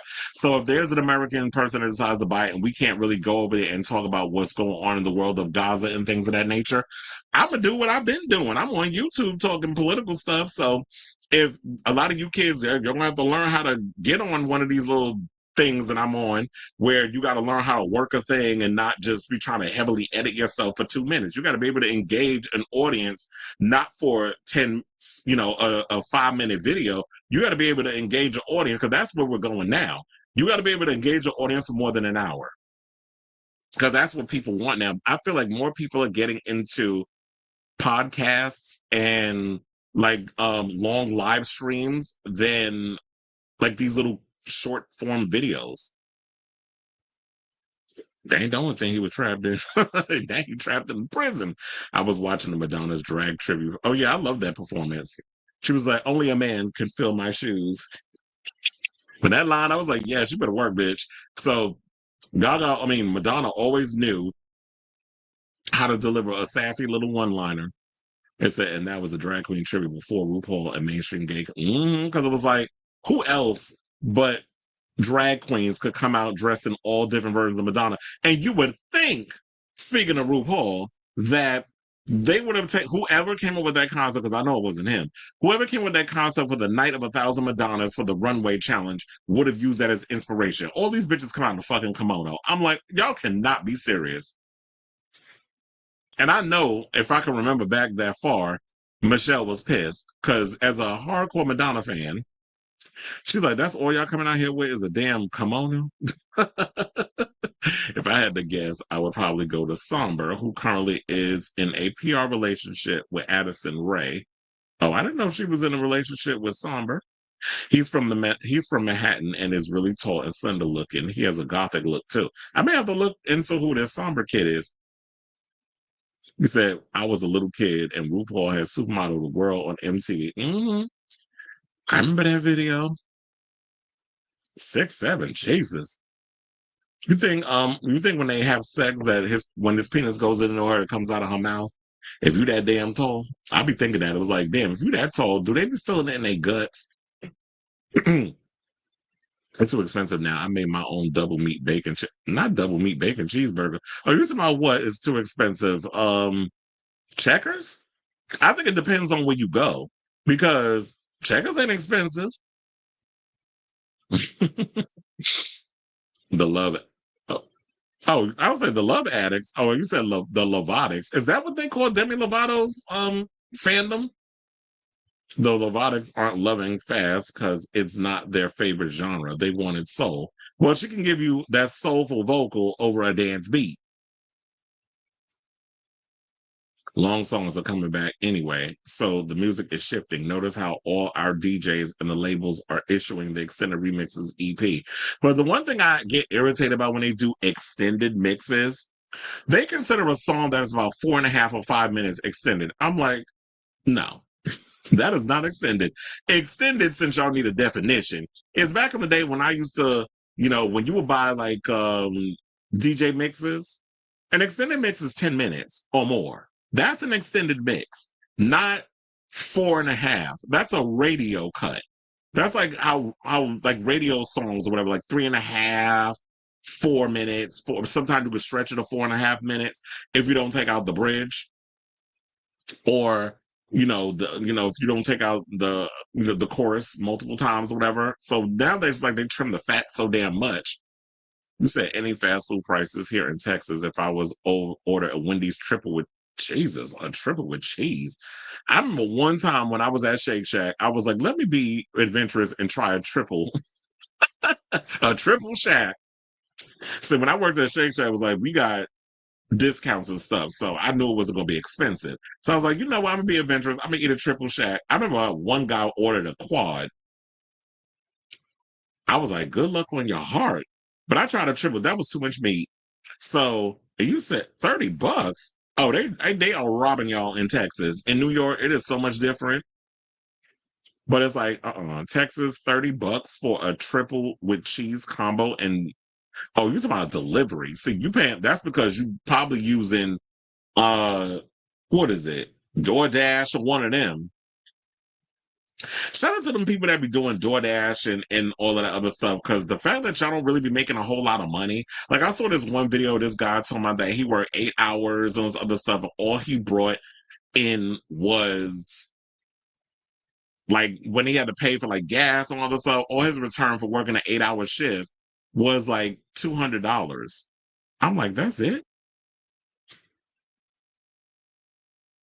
So yeah, most club mixes in the 90s were 8 to 10. So I was like, DoorDash is ripping y'all off because the company is making all this damn money, but the people that's driving around doing that gig, y'all ain't making nothing, and y'all having to use your own vehicles, and gas ain't cheap. Even though this idiot in the White House is talking about, oh yeah, everything is going down. I'm like, no, the only thing that's going down is Melania on your little ass dick. That's the only thing that's going down. Everything else, I ain't seeing prices decreasing or the price of eggs. Although I will say this, the egg, I bought like 17 carton, in a carton of eggs today. Cost me like $8. I don't think that's bad. Exactly. You said most club mixes in the 90s were 8 to 12 minutes. Oh no, I remember seeing that documentary. That movie freaked me out. And then coming to find out that the meat that's supposed to be chicken McNuggets ain't McNuggets. He said, sorry, I missed the fun yesterday, but got to watch most of the show. Well, thank you for checking out yesterday's show. And all that good stuff. And those who actually watch the playback show and all that good stuff, whether you're in the live or you're watching the playback, I appreciate everybody that watches. Well, hold on. You said eggs are, well, damn, maybe I am overpaying. You said eggs are $3.99 for 18. You said Target egg. Oh, but that's 12. I don't know. Sometimes I don't be liking to buy 12, but I did notice like the 12, like 12, like a dozen eggs is cheap. I would like to buy way more, but that's crazy. You said $3.99 for 18, and you talking about $2.79. I'm like, damn, I guess I am overpaying. If I had a place to put them, I would get them. And the way my dogs are, they'll probably eat them. So I gotta watch those damn. You said, oh, you talking about outside Nashville? Oh, so we got somebody from Tennessee up in the building. Wait a minute, I hit the wrong damn button. All right, y'all. So now since we was on Lady Gaga and her nominations, that was the good thing. See, we're gonna get Lady Gaga did some good. Now we about to read her. So we gotta get into this story because apparently her damn baby critters are being messy over there at the Mayhem Ball. So apparently Lady Gaga is under fire following a wave of backlash from fans of the Katy Cats and fans of Madonna, who don't think we have a name for them. What do they call? The Rebel Hearts. I guess that's what we'll call them. So anyway, so yeah, there's a whole little situation going on with apparently there's that, and when you go to Lady Gaga's concert, you could post little videos or whatever the case is of, I guess, little words of encouragement, whatever the case is, but the words that they popped up on this situation was not encouraging. And now she's under fire for allowing her baby critters to be messy at the behest of trying to prop up their favorite pop star. So there's a photo circulating on the Twitter which showed two comments displayed on large screens during the show, one mocking Katy Perry as a liar, and another referring to Madonna as a 90-year-old who wants to be Gaga. Mind you, Madonna is older than Lady Gaga. Madonna has had a career for 4 decades. Lady Gaga hasn't even come up on 2 yet. But Madonna's trying to be like her? Okay. So now, they said Lady Gaga is facing backlash for allowing ageist and misogynistic comments to be displayed at her concert. The post shared yesterday, August 3rd, read, well, today is the 5th, so this is about 2 days ago. Now, the post almost sent Gaga's, Madonna's, and Perry's fan bases into an all-out war before some fans started noticing something was off about the post. And it's funny how the fans they're all going to war, like Trump going to war with Charlemagne, but that was yesterday. Today, now he's going after Gayle King.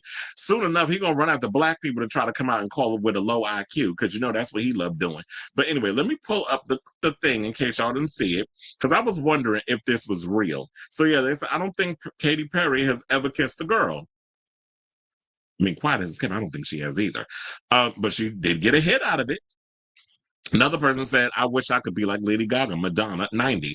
Madonna is 65, will be 60. No, she's 64, 66. She'll be 67 on the 16th of this year. So y'all tried it.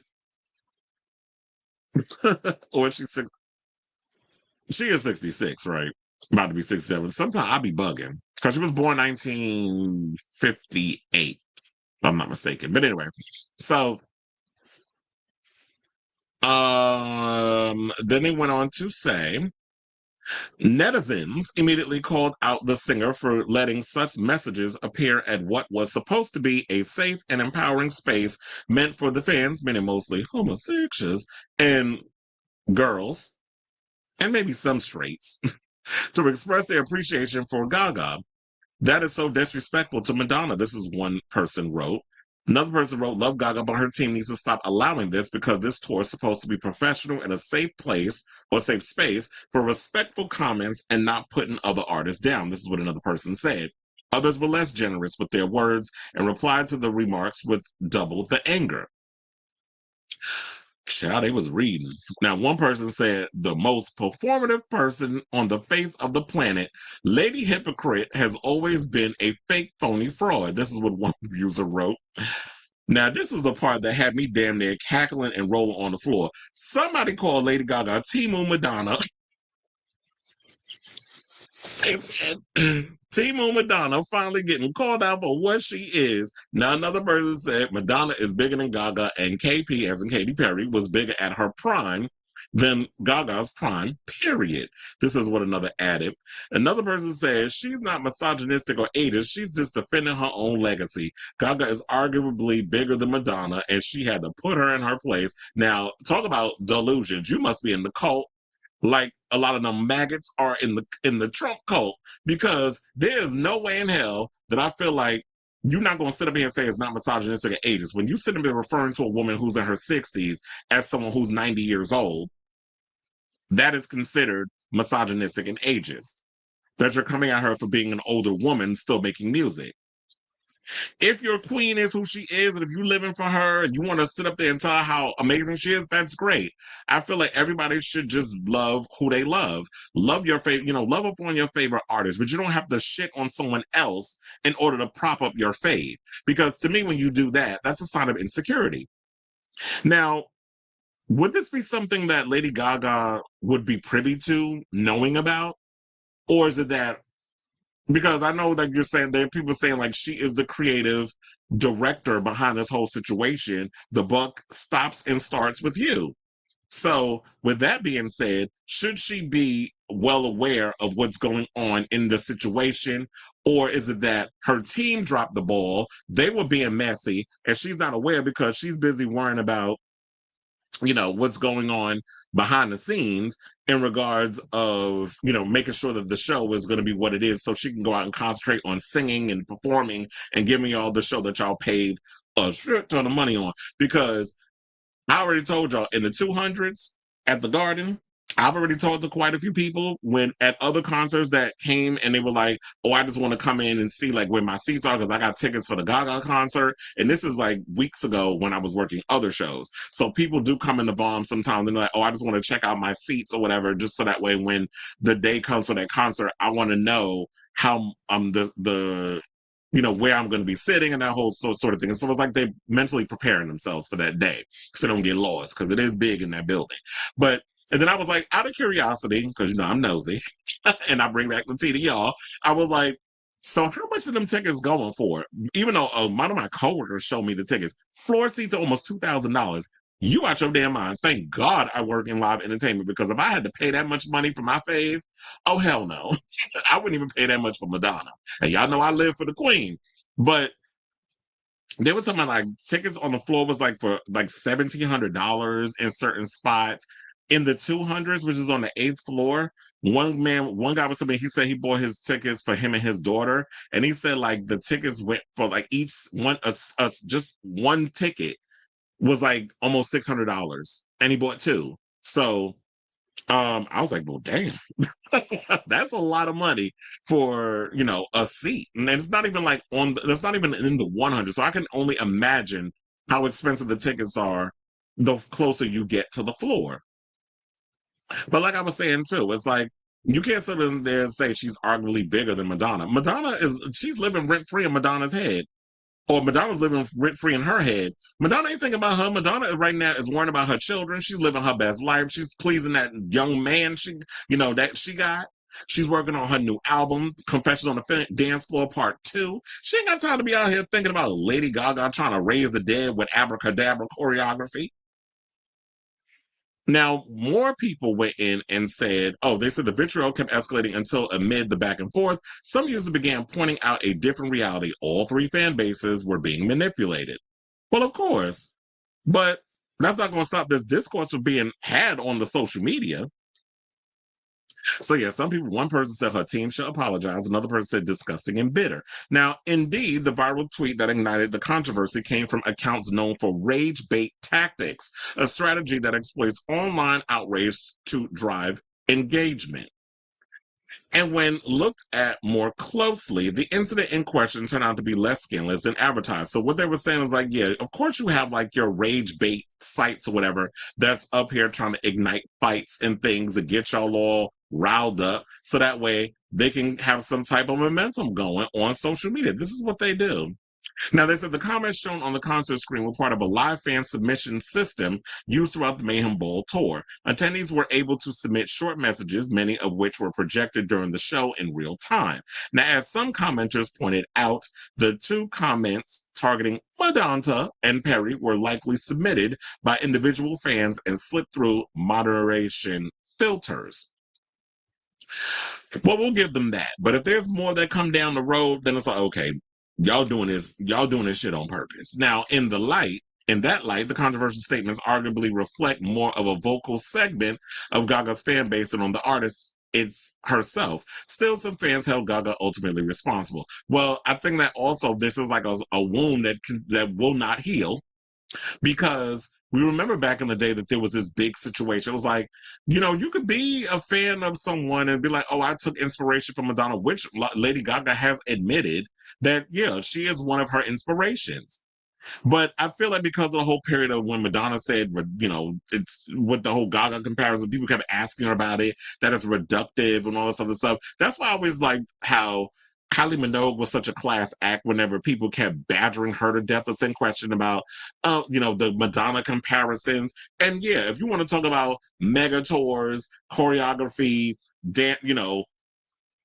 a large gay fan base and the type of music that they do, yeah, there's similarities, but Kylie Minogue is a completely different artist than who Madonna is. Like, Madonna does more social political commentary. Kylie is someone who doesn't like to rock the boat. She's going to entertain y'all for 2 hours. She's the ultimate showgirl. So they're two completely different artists. The only difference is like I said, they put on these big, massive shows. They have fabulous costumes, intricate choreography, cool little stage situations going on, and they both like to experiment with their music, but their core fan base is like the homosexuals. So there's the similarity. And then there was similarities with Lady Gaga, but it almost felt like at times that Gaga was kind of like taking a lot from what Madonna has done. But then again, it's kind of hard to come up with your own thing and do your own thing when Madonna's pretty much done everything that has been under the sun and made it mainstream. So now they went on to say, as some commenters pointed out, the two commenters targeting Madonna and Perry were likely submitted by individual fans and slipped through moderation filters. In that light, the controversial statements arguably reflected more on a vocal segment of her fan base than the artist herself. Still, they said she's a hate enabler, period, overlooked or not. Not screening these messages makes her responsible, as she claims to be the creative director of her show. Now, Mayhem Ball, which is Gaga's 8th concert tour, launched in July 16, 2025 in Paradise, Nevada, in support of her chart-topping album, Mayhem. Originally not intended to take place, the tour was greenlit after the overwhelming response to the record and Gaga's health improvements following years of chronic pain related to fibromyalgia. Now, they said the show was designed to be kind of theatrical and electrifying experience that brings Mayhem to life exactly how I envision it. Now, I will say that the tour has been a success so far, being praised for its production values, visuals, and tightly choreographed numbers, which basically is like, hello, that is kind of like taking out the Madonna handbook, because nobody has been able to tour like this since Madonna basically laid out the blueprint. People was not touring like the way she was before that. Like, people was doing regular shows, whatever the case was, but the way, like, how you see like stories are being told, there's a beginning, a middle, and end. There's like this whole Broadway aspect that is brought to the way that people tour. All the artists do it, from Pink to Beyonce to Madonna. I mean, to Kylie to even Gaga and so many others. They all have taken that blueprint. So for the people to sit up here and try to act like that whole theatrical situation where it looks like literally a Broadway show brought to life, Madonna brought that shit since the Blonde Ambition tour. So if you know, you know. Education is important, and so is Google being your friend. It's free. Look it up. I don't have to sit up here and just feed y'all a bunch of BS for the sake of feeding it to you. So, it went on and on and on and on and on. How a lot of people are saying all this stuff in regards of like a lot of stuff that's going on. They said, yeah, I'm sure Gaga said F it, allow these to go through. And then some people was like, she be preaching about feminism and love while turning a blind eye to the bullying your own platform fuels. And tons of her fan base will still defend and praise her for this. Bunch of hypocrites. Well, maybe I'll just give her the benefit of the doubt and say that, you know what? I don't think she pretty much knew what was going on. She can't be in control of everything. But at the same time, it's kind of like, if there's any kind of negative stuff, that should have been filtered out, because, you know, if your name is on the marquee and you are the star of the situation, you're the one who's going to be blamed regardless. That's like if Nicki Minaj had this situation going on and she had her fans sending in stuff, and the Barbs was to put up some, well, take your pick, because pretty much Nicki Minaj in a damn beef with every female rapper under the damn sun. She's in a new beef too with an athlete who told me he gonna beat her husband ass for $10 million. I'm sure y'all probably heard this story.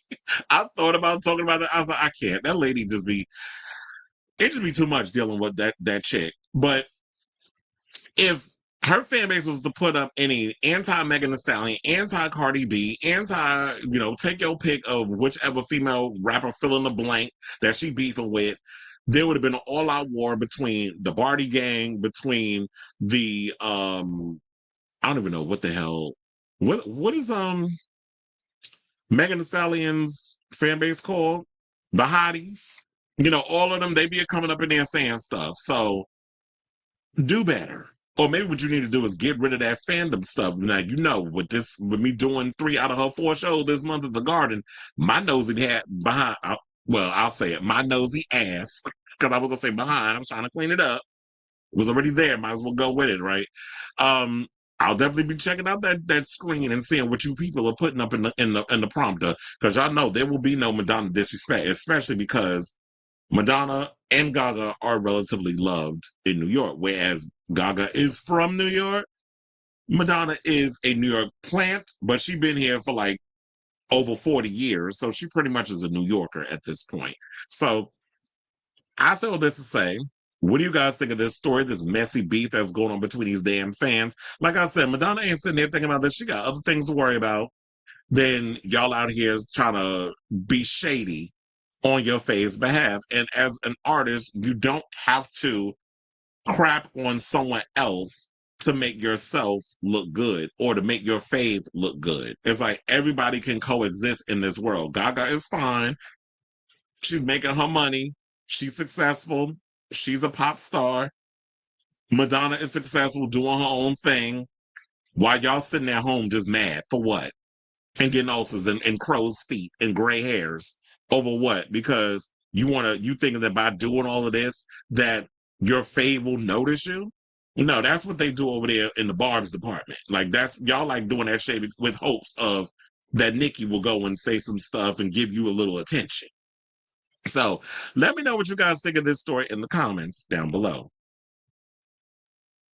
And that wasn't a read, that was a fact, because that's what she does. So I don't be saying stuff if these people don't be putting it out here in these streets. Not the eggs. Well, I do like brown eggs. Although when I went to the thing, they only had like a dozen brown eggs, and I wanted to get more, so I didn't get them. I just got the white ones this time. He called what a lie? The whole thing with Lady Gaga and that. It wasn't a lie because now a lot of people was talking about it. I feel it. Yeah, I said little monsters. Y'all are baby critters. When y'all out of line, that's what y'all are. I don't think Lady Gaga is bisexual. Please. I didn't think Nicki Minaj was bisexual either. I be tired of y'all trying to run out here and talking about y'all like the same sex because y'all want the vote. That yes, I want you to literally eat the box in front of me just so I know you really and that you really like the coochie. Because that's what they used to make people do when you would go try to get up in the club when these men be like, oh yeah, I'm gay. Okay, well then make out with him. I have seen that shit firsthand. So we need y'all to do that in real life too. you artists. That's how y'all for the homosexuals. Madonna was an icon by 1990 and keeps going, but Cher is the real queen. Oh, we love Cher. Who was compared to say like she is this generation Cher?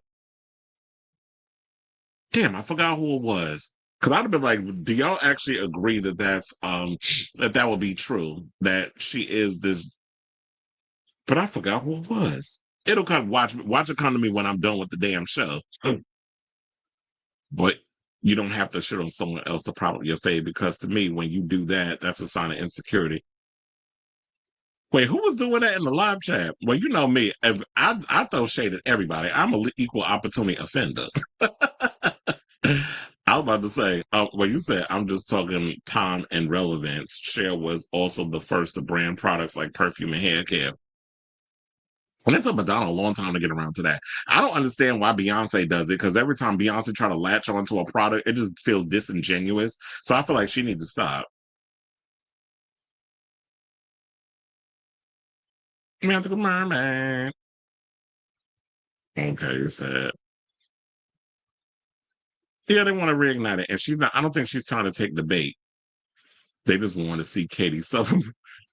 Look, there's always some shit going down at the Katy Perry concert. Like most recently, there was a girl that I guess passed. I'm like, damn, is there ever a moment like the universe is really testing that girl? No, she hasn't. Brent Waters says Madonna is dark pop. Kylie, yeah, Madonna's music is very much it teeters on the dark. Kylie's music is more like it's fun, it's uplifting. You always feel like you always got a pep in your step. Because I remember after I worked the 2 nights of the Tension tour, I was so happy when I left. I was like, oh, I'm just in a good mood today. Like she just makes you feel happy and stuff. So that's what I like about her. Madonna is like, when you see her perform and all other stuff, her shows, it's a full experience. Like it's just she thinks too much. Like it's like you still have me thinking about that damn show when it's done. Not saying that I don't be thinking about a Kylie show, but Kylie is just like all about fun and just enjoying yourself and all that stuff. No one can really say much about Madonna. That part, because the lateness is annoying. I feel like Beyonce did the damn thing by having 2 road crews.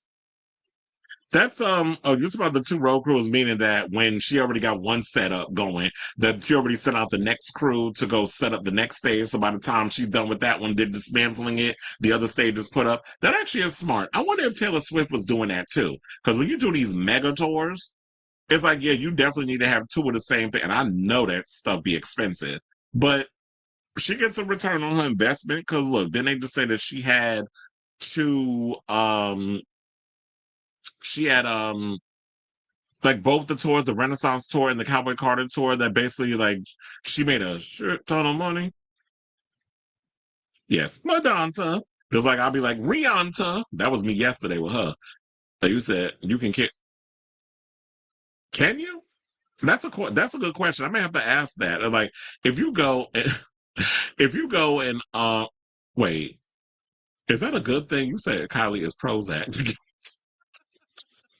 um, you can keep people out if you find out who posted. I don't know. That's a good question. If you put out something like a bully harassment, no. The only time you get kicked out is if you being like if you aren't following the rules inside of the venue. If you assault somebody, you can get kicked out. If you too damn drunk, you get kicked out. So there's situations. Also if you like run on the field or whatever, whether it's City Field, the Garden, you're banned for life. You could never be invited to come back to the venue. So um there's that, but I don't know if you post something that's considered like harassment or bullying if you can get pulled kicked out. I guess because it doesn't happen often, but that is a good question to ask. If I was Madonna, I would do a residency and change it up monthly. I don't know if she would do that, but I've been saying, look, she just need to do a residence. Don't go to Vegas because Vegas is a ghost town at this point. I mean, she could sing Ghost Town in Vegas, but other than that, ain't nobody in Vegas. I've seen little videos and stuff online. Vegas is a ghost town, and it's because a lot of the tourists are afraid to come here because of the idiot in chief. So that's in the White House. So I do think that she should do a residency, but I think she should take the Billy Joel route because Billy Joel, before he got sick, he did a residency for years at the Garden. And I feel like that's what she should do. Just bring money and revenue and stuff into New York. She could do like a couple of nights, like 3 nights a week. For I don't know, she'll set up the schedule and just do a residency for like 2 years in New York. She don't have to go far. She lives here. So she could do that, rent out the venue. We have the space and the time that we could squeeze in for her because we could do it with Billy Joel. We did it. We could do it for her and do that and bring a lot of people into New York. So I think that'd be a great idea. Kylie is. I haven't gotten around to seeing it yet, but I definitely want to check it out. But yeah, work and funny enough, I was supposed to work his show this month. He was supposed to do shows at City Field, but they canceled because of his illness. So I know some of my coworkers was like, "Oh, I never got to see him live," and I'm like, "Well, fortunately for you, I have working his residency, and it's a good show. He puts on a really good show. So shout out to the vets. Rent out the Garden for 8 months and say everybody else go to Barclays, Queen of New York, in the Garden. But she always sells out the Garden. I think she did do Barclays Center, but I ain't trying to go all the way out to Brooklyn. Although I'm supposed to go out to Brooklyn next month to see Nine Inch Nails. So we're gonna see how that works out. But anyway, let's get back into the show. Let's talk about Gloria Estefan. So there's this story that came out a couple of months ago that Gloria and her husband Emilio were named in a lawsuit from a man claiming that he was SA'd at a freak off party in Miami. That Beyonce, Jay-Z, and a whole bunch of other celebrities was there, and they also like I said, they mentioned Gloria and Emilio and said that they seen it happen, and it kind of like went the other way, act like they ain't see nothing. Well, Gloria months later has come out and said, no, that ain't what happened. I don't know what you talking about, Willis. I don't know what this man talking about. We was never there. We never went to the diddler's house. So if you were trying to perpetuate this story, it's a lie. So now a letter of support from for Emilio from his wife has been revealed after both of them were named in a lawsuit filed by a man who claimed he was SA'd, R-worded, and humiliated at a Diddy party.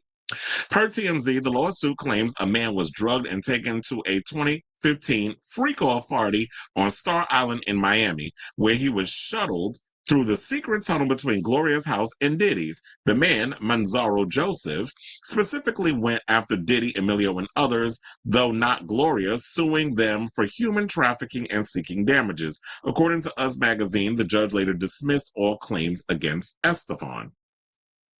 Now, in her defamation filed by Emilio's team, Estefan says that she and her husband enjoy a favorable reputation in Miami and the world, and categorically denies each and every allegation about me and my husband.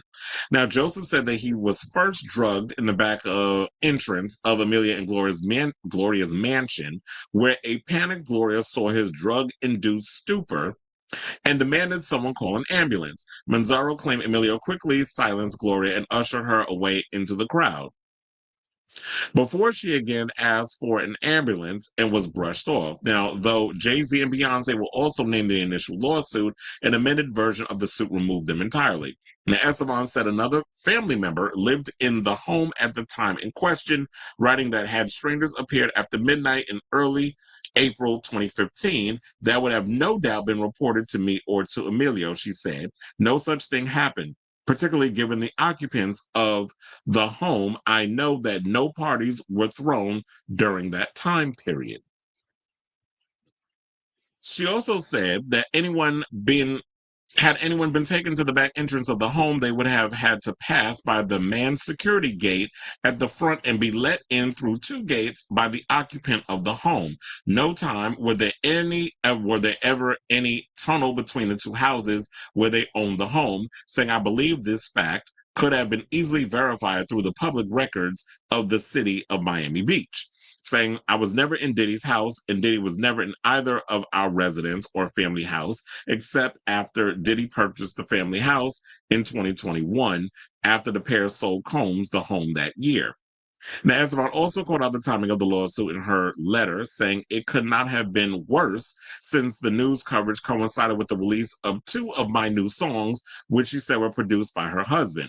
The time period in which the suit was filed was therefore crucial for the planned marketing and promotion of not only two songs, but the album itself. The negative publicity, which persists, thwarted our marketing and promotional efforts, no doubt causing significant financial harms in lost sales. Well, I didn't even know if it was that big enough that it would have affected the songs that she had released. Because I remember hearing about her name being in the Diddy situation, and then I didn't hear nothing until now. So I didn't know this was affecting her stuff, or could it be that you trying to say that this hurt you financially? But the reality is, Gloria, you're a woman of a certain age, and and while you are an icon in the Latin music Anglo crossover world, you was doing that before Shakira, before Jennifer Lopez, before Mark Anthony, before Ricky Martin. You are the GOAT of that, where you crossed over into the mainstream by using those Latin rhythms, call baby, do that thunga, like all of that stuff. But we're at a point where it's like, yeah, you're a legacy act. Your music is not going to generate that much like you once did back in the day, is what I'm saying. And it's due to because you are, like I said, a legacy act. You're a lot older. It's not hitting the new generation. So Emilio also denied the allegations before the claims against him were reportedly dismissed, saying Gloria and Emilio strongly deny the allegations made. This is what their rep said when the lawsuit first dropped. The property in question was never a home when Gloria and Emilio resided, where they resided, but it was rather a house they owned or family use. There were no parties thrown at that property between 2012 and 2019. We have all necessary documentation to support these facts and will provide it in court. Now, Gloria, who was caught by TMZ out in NYC, also told the outlet the accuser was not well in the head. Now, in September of 2024, Combs was arrested, as y'all know, with all the stuff that he got. We don't have to keep going through that every damn time we talk about Diddy. But we know a lot of you white media people love bringing up what he's been charged for. I think, like I said yesterday, Helen Keller, who was deaf, blind, and dead, knows what the hell Diddy did at this damn point. So, is Diddy guilty of many other things? Yes, he is. I refer to him as the devil, and I still stand by it. Long before people started referring to him as the devil, he may be guilty of a lot of things, but I do think that there's situations where he has been guilty of abuse and all these other things, and people are still trying to use that as a way to try to get some money and capitalize on a situation that you're trying to drag other celebrities in the situation, which messes up their livelihood and their reputation in the industry. And if you are making this stuff, I was like, okay, well, let's go to court. I got all the documentation to prove, like, we don't have parties at this event. There would be footage or whatever the case is that would corroborate the situation if this guy has entered in and out of certain situations that he claims that he was in. And so if they say they have the proper documentation, I guess this is why the judge dropped those charges and dropped all the other things that this man was going around saying had happened to him. Now, was he R-worded? Maybe he was, but, and I can't speak on that, I wasn't there. But if they say that they have all the evidence and things of that nature, and this is not what happened, then we just got to go by what the law says, even if the law isn't correct. So that's what they decided on. So I say all this to say, what do you guys think of this story in regards of Gloria, Estefan, and Emilio being vindicated over these allegations that they co-inspired, cooperated, whatever, tomato, that they co-signed, let's use that word. Because sometimes I'll be using words, I'm like, it is the right word, but I don't know if I'll be having my little brain situations. So that they went along with the whole situation and knew they was going on, and they just, looked the other way, or Amelia was like, mind your business. Let's not get involved in the whole situation. This is a Diddy thing. Let that do whatever. Or is the guy making it up? So whatever your thoughts are, let me know in the comments down below.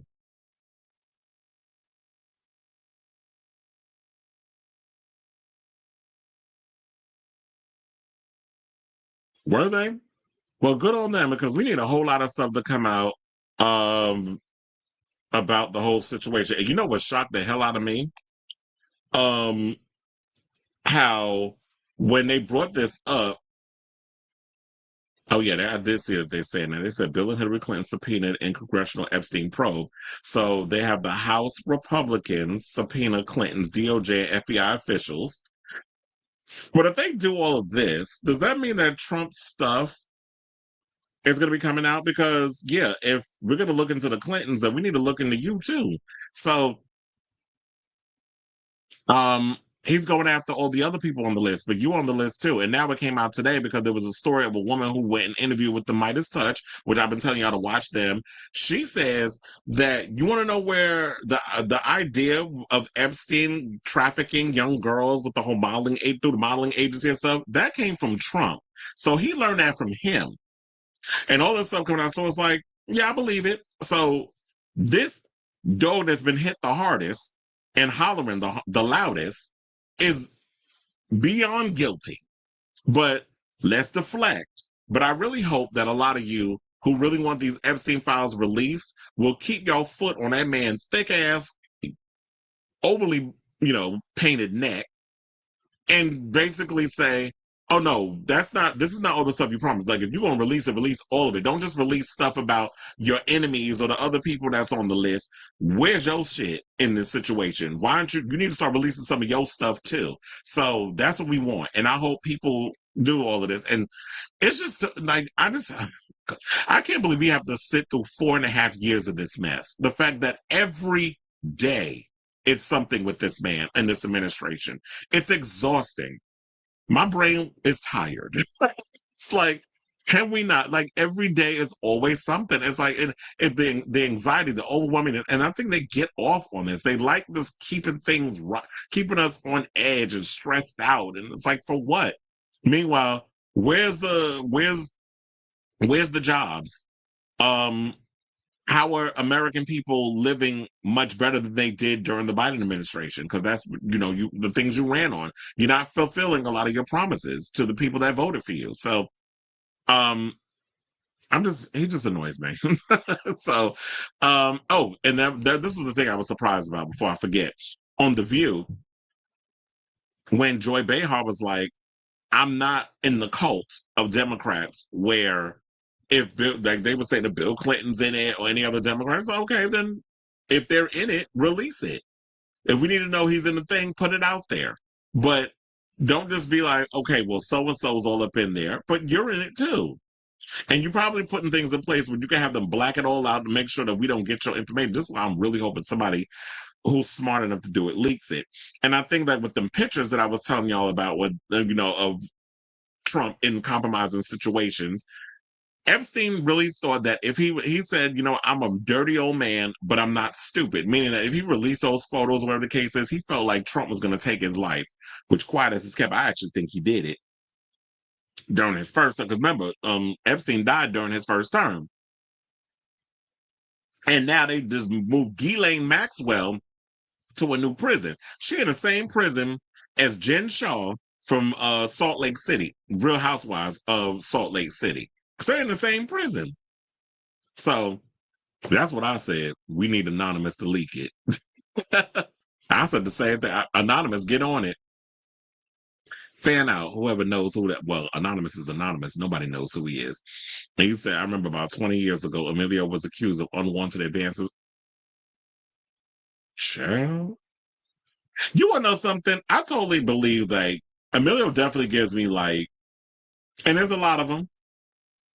Look, I've been saying, look, Ricky Martin is not the only Latino homosexual that exists in this industry. There's a lot of them that get down. It's just they ain't coming out saying nothing. Y'all just got Ricky out here all by himself. So I wouldn't be surprised if like with Beyonce and Jay-Z, it's a business arrangement, it's a marriage of convenience. I remember one time when they was talking about that Gloria's mother didn't even like Emilio until when she got into the bus accident. And he was like in a room praying for her to get better and stuff. Then she was like, oh, she realizes marriage is for real. The Clintons have been subpoenaed. Oh, yeah, I read that one. Well, I read that one from Felix, but now you're saying it. Of course, but not all of us want to be caught up in that situation. Melania had the Daily Beast remove a story on her despite it being common, that she's a mail order whore.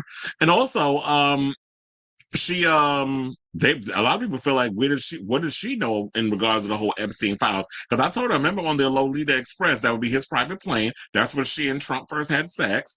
And she was seeing a lot of pictures with Trump and stuff. So she knows where all the bodies is buried. He might be. I wouldn't put it past him. A lot of them are. You'd be surprised how many men run around here being sexually fluid. Has Shawn Mendes done a show at MSG? I'm trying to see his show in Forest Hills in October. I don't think he has. This is no shade to him, but Shawn Mendes ain't selling out the Garden unless he's on a bill with multiple people. I'm surprised they had Conan Gray do the Garden.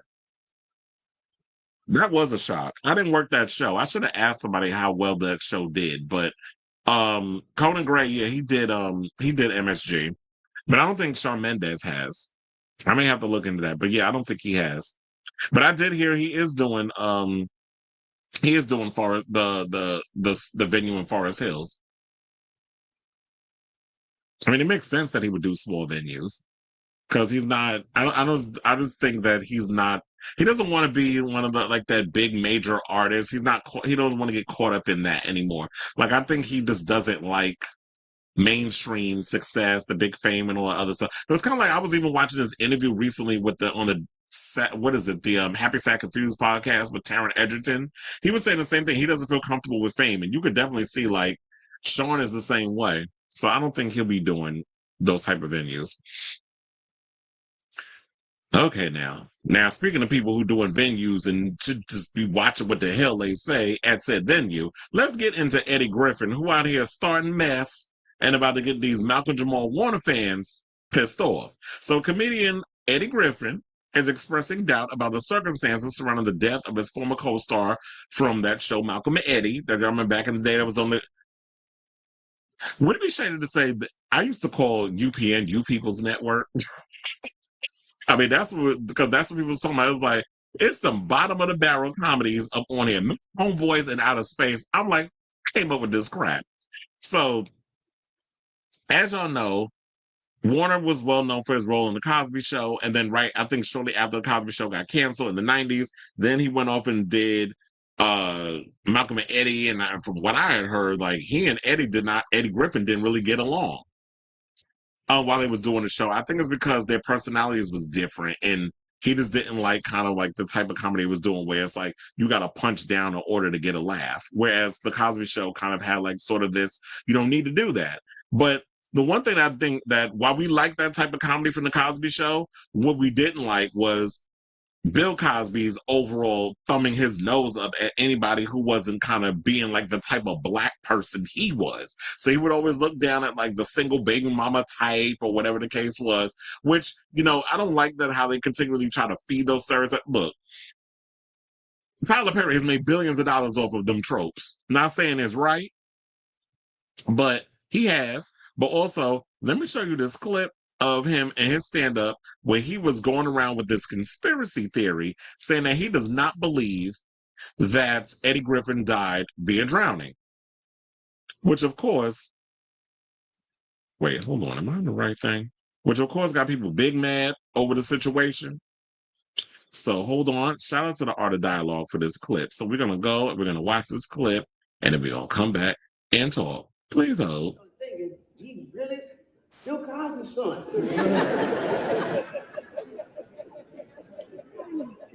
But both his sons are dead. Cosby did something dirty. His real son dead, nigga, and his TV son dead. That's a connection, nigga. I don't believe that man drowned. I don't. But it ain't gonna fix shit. But nigga, it's too suspicious. They had too many different stories. Him and his daughter was out there swimming early in the morning. How come the mama wasn't there? That's number one. Number two, just so happens to be a doctor on the beach. And then his daughter was not in the water. She was on the beach watching her father swim. Somebody make it make sense to me. Now, nigga, I'm trying to figure out what they want to kill him for. He's the nicest motherfucker on earth.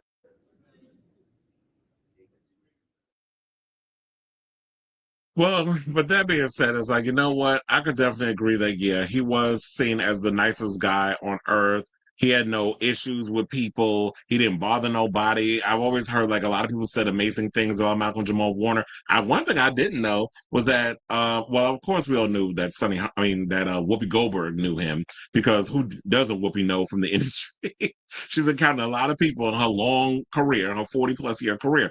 But, Sunny Hostel, I had no idea she dated his friend, because she mentioned that on The View. And while I get your genuine concern or whatever, I feel like this is not the time and the place for the conspiracy theories. And I don't understand why Black people like to do this to themselves. Where y'all run around to I don't think he died. Are you thinking that the mother, his baby mama killed him? I've never heard any negative things about, the mother of his child or whatever the case was. So putting that out there, I just think like it's just tone deaf. If you need material for your stand-up special, find it elsewhere. I don't understand why you have to go in here and start creating narratives, especially when there's a woman and a child grieving over the death of their father. And I will say, of the father and her man, because I don't know if they're married, if he was married to the woman. But I think they might have been. So I'll just say wife and child. So I get, all this concern or whatever, but yeah, at a comedy show, it's not the time and the place to be trying to do this whole Cat Williams conspiracy theory type situation. Now, some of the people in the comments went in and everybody was like, everyone knows Eddie is a conspiracy theorist. Not everything is conspiracy, though. He needs to know when to chill out. Another person said, Black people are really something. I don't know if Eddie Griffin is for real or if this is just for content, but it's not always tea or some deep fake conspiracy every time someone dies. Somebody went and said, let me guess, he was about to buy NBC. I shouldn't laugh at that, but if y'all know, you know, the whole Bill Cosby situation. And then the other person said he wasn't funny back in the day, and he isn't funny now. People laugh at anything. Well, that's the truth. Another person said, man, stop. Everything is a conspiracy to him. Then one person said Eddie Griffin is a conspiracy nut job. I think that's better than to call him a conspiracy theorist. It's not enough to call him a theorist. I just know he has his house walls lined with tinfoil. And then somebody went and wrote, so Ninjas was out to get Malcolm. So it's like, yeah, what are you talking about?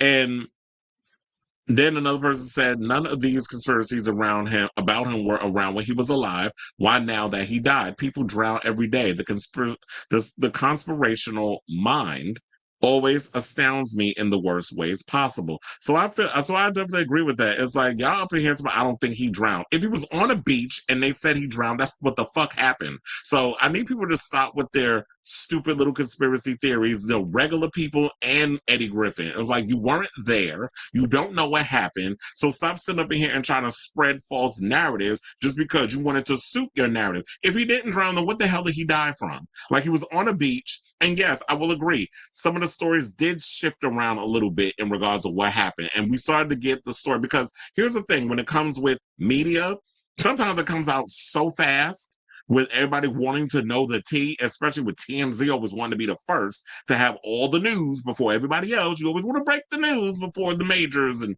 all these other, the Jasmine brands and the neighborhood talks and the Hollywood unlocks and the varieties and the deadlines and all these other people and the Us Weeklies and all the other ones you're competing with. So I get it. You always want to be the first. Harvey and them. But we get what we get when we get it. And when the story comes out down the road on what all of it entails, then we come back on the line and we give y'all the story based off of what's available. So y'all need to stop with these goddamn conspiracy theories because y'all be pissing me off with all of this mess. So Eddie, if you need material, like I said, find it elsewhere. Leave Malcolm alone and let him finally rest in peace. I don't even know if his body's been brought back to America yet, because I remember there was a conversation after they did the autopsy. Like, didn't the story even come out where they just said, was it that they did the autopsy on him? Or was it, I don't know, there's been a lot of people that have died within the past couple of weeks that I've been reporting on. I can't remember if they did this. I remember they did the Hulk Hogan one. We just had found out today what Ozzy Osbourne passed away from. I should have made that as a story, but I didn't. But so yeah, we found out today the autopsy results of Ozzy Osbourne. I have to definitely check online real quick and see if Malcolm's autopsy. Let me see.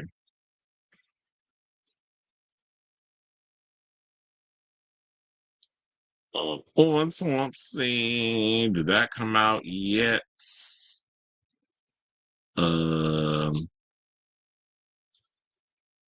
No, I don't think what it said it said the autopsy confirms tragic cause of death. Let me see, because I'm like, did that come out? Because I don't remember. Oh, they said although people tried to help. So first of all, y'all spelled tried wrong. Y'all spelled it tied. Tried to help when Malcolm was found unresponsive in the water. It was too late. In a statement to people, Costa Rica's judicial investigation agency revealed that the autopsy was conducted on July 22nd and concluded that Warner's death resulted from accidental asphyxiation by submersion. So if they literally did an autopsy and said that that is what he died from, which they were saying before they got the autopsy, that's what he died from. Because when you are drowning, when they pull your body out, when you're on the beach, they said they were trying to resuscitate him for 45 minutes when I believe if you go past like 7 minutes, you're pronounced dead. So if it's confirming that he drowned, that's what he drowned from. So believe what you want to believe. But let's not use Malcolm as grist for your mill because you need to sell tickets over there at your tired ass comedy special. So I say all this to say, what do you guys think of this story? Do you believe this foolishness that Eddie Griffin's going around saying? Or are you going to take it as the word of what the professionals who work in the medical industry are basically saying that's what he passed away from? So whatever your thoughts are, let me know in the comments down below. So make sure I close my stuff before we move on to what the people are saying. Island is putting bigger budget in Conan Gray over well, as they should. His music is better. And he said and Lovotics admit the froyo and her going back and forth. It did. See, now when I be out here calling her a gender flip-flopper, the people be getting mad. I'm like, look, I just be calling it as I see it, and now people are responding to basically what I've been saying. I just be a fly on the wall observing, and I see where the wind is about to shift before people shift to where the wind is about to go. I could sense it. I'm like literally the balloon in the air that predicts when the hurricane and all that other stuff is about to hit. And I've been telling y'all, I was like, the whole back and forth thing of her trying to use, it seemed like her gender identity and stuff for like attention. It was turning a lot of people off. So, and Conan's music is better. Like a lot of the music that he's released so far, I've liked. And that last video was sad. So I'm liking where he's going. I'm glad he came out the closet, finally. My question is the other family member accused of S-ing him or mentioned in the lawsuit? I don't think so.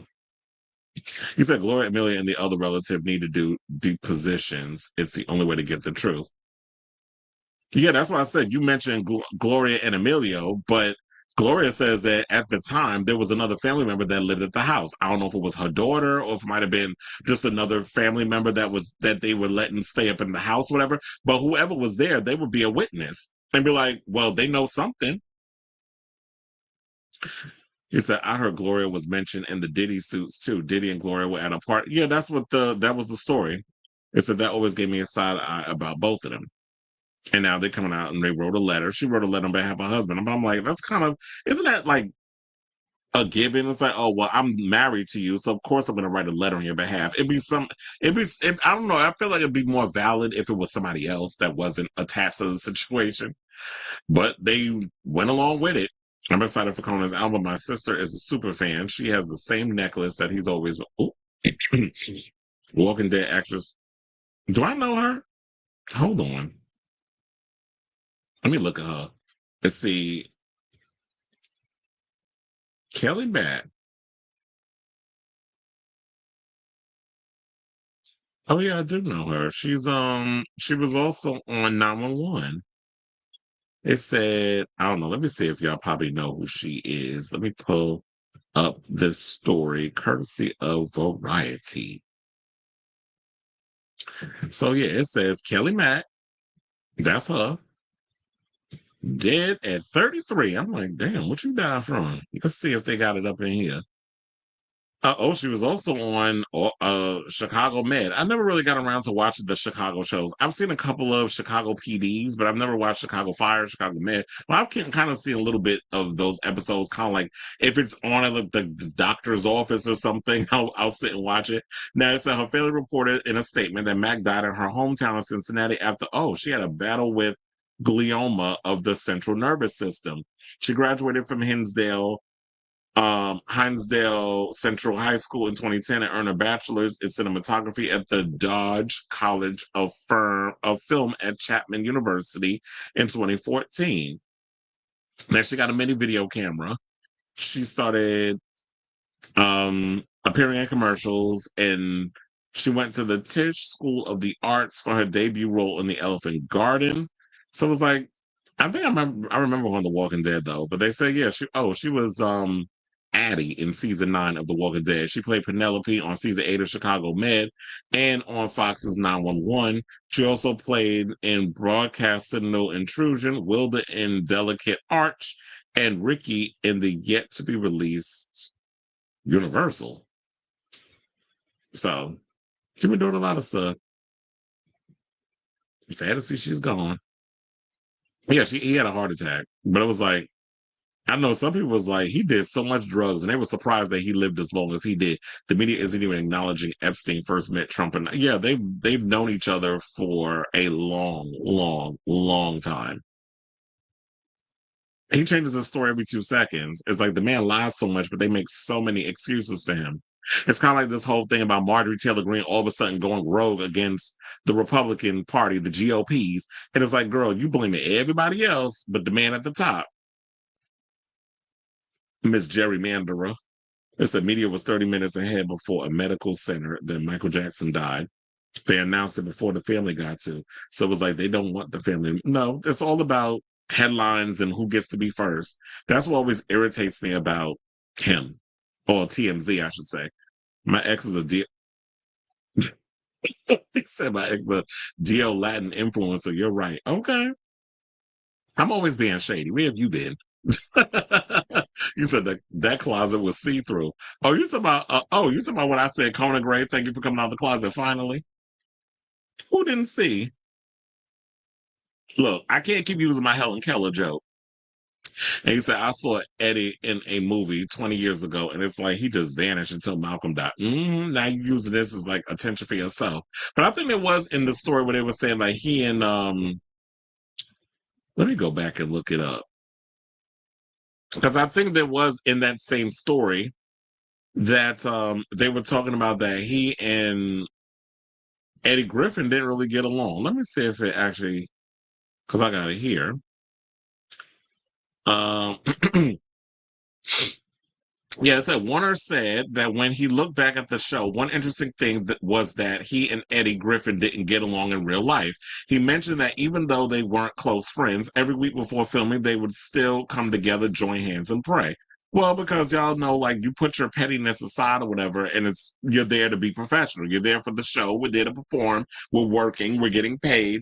I don't like your ass in real life, but we working together. That's what you do. And that's called being professional. I don't have to like you in real life, but we here to get a job done. And time is money.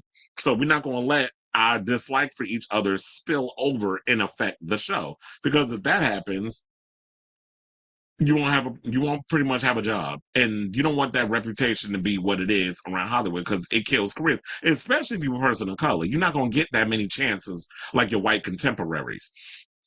Now, according to Malcolm-Jamal Warner, they didn't get along because they had very different life experiences, but they still worked together and respected each other, even if they didn't like each other. Sway asked, that'd be Sway, who does Sway in the Morning, asked if he felt Eddie Griffin was selling out by making the show, to which Warner replied that he did feel that way at times, but he also knew he wasn't doing that himself because he was trying hard to make changes. Now, Malcolm explained that he had to pick his battles carefully and that even though the show wasn't as different from others on the networks as he had hoped, he could still see the effort he put into making it better. So it was like, I guess he was trying to say that it wasn't like we were trying to make the Cosby Show, but we weren't trying to make ninja nonsense either. And I was trying to make them kind of broaden their horizons in regards to the content. And there might have been some pushback behind the scenes. Word is MTG is going to be part. You mean the same party that Elon just get? Well, Elon just gave Trump $15 million. So how valid is that foolishness? See, not see Kim. That's how you do it. Yeah, you say even if you don't like SJP, just show up and do the damn job. That's what you do. It's like we ain't got to go out and have dinner with you and Matthew. I mean, we here to do a gig. I knew since his YouTube days that Conan was a homosexual. Glad he finally kissed boys in his video like he always wanted to. He pretended to be bisexual. First of all, you know what would kind of put things in perspective? Like, child, you're not really trying to hide as much as you think you are. When he kept, what always gives people away, where it's like, okay, you a faggot. I gotta hum it or sound it, make a little noise so y'all know what I'm talking about. But when he would like use very vague pronouns with things, they or them, like it's not like he was hunching a non-binary person, but when you use vague pronouns in conversations, it's like, okay, you got a man somewhere. You just can't say it because the industry is advising against you coming out and saying it. They were married, but the streets are saying Torres is not his wife's last name, and her last name is a big rabbit. You say Elon needs to give me some shit. Need to give me some of that money. Not FedEx got you breaking your back. Is that who you working for? And you said I want the gold. Where the gold at? He said, thank you for addressing the conspiracy theorists. I said the same thing about Anne Burrell's death not being why can't I talk today? Conspiratorial and got dragged for it wasn't. She killed herself. I mean, how hard is that to believe that there are people who have highs and lows that always put themselves in a position where they're nice, like, hey, how you doing? And they overdo it. But there's a dark side to who they are. And I told her that Amber Rose has come many a times to the Garden because she comes to the Rangers games. I've never had the pleasure of meeting her, but a lot of my coworkers have, and they've said that every time she comes, she takes time out to say hi and all this other stuff. That she's very nice. And when you put a lot of that in, that's why I always tell people check on your strong friends, because you think always the ones that look like they depressed, whatever the case is, they going through the hard time. It's like, no. Some of your friends is, that's going through that always has like that bright shining beacon of whatever that brings in that positive energy. Sometimes they go through it too. Speaking of Amber, I was watching Worst Cooks earlier. The guy she has with her this season. Oh, maybe I need to start watching Worst Cooks. I forgot it was coming on this month. So maybe they'll keep the show going because money is money, and maybe they'll bring him, like have him take over, and then bring in somebody new. Harry Styles does the same thing, but he's actually a heartthrob among straight women. Well, I guess because Harry Styles kind of has a thing where he looks like girls and dudes want to hug him. When you look at a Conan Gray kind of has like this very soft, feminine side to him that I think that resonates with the twinks and the gays, not necessarily women. So Harry can get away with that because he kind of borders on the line of the girls and the guys want to do him. I don't know if guys want to be Harry Styles, but I'm sure there's plenty of guys that want to hunch Harry Styles. Mm-hmm. All right, y'all. Now, speaking of hunching, actually, hold on. How many more topics we got? Oh, we down on our final 4 topics of the show. So before we get to those final 4, if you have not already, please hit that like button. If you are new to the channel, hit that subscribe button, and also be sure to smash the notification bell so that way you know when we go live with a brand new episode of Chris Avalon Unfiltered. Once the live stream is done, I will be putting in the timestamp so that way when those who come and watch the playback can go into the description and click on whichever topic they want to, that tickles their fancy, so they're able to sit through all the messy banter we do in the live chat. Now, without further ado, let's get into our next topic. Now, speaking of fornicating a little too much, let's talk about Nick Cannon, who is being dragged for admitting he hopes his daughters don't date men like him. So in a recent interview that he did, I believe with Extra, he basically he shared an honest reflection in regards to speaking about his children, and was basically saying that he doesn't want his daughters to date any men like him. Now, I will play out a clip, but it's Universal, NBC Universal, so I don't want to take that risk. And I end up without, having I'm like, do I even have, yeah, I do. And then I have to end up having to, edit out the clip because NBC be playing too many damn games when it comes to what we can and cannot show. So while speaking to Extra, he said that he wants his daughters to learn from my mistakes and not date people like their dad. So basically, are you basically saying that their mothers are a mistake? That's what I'm kind of getting from it.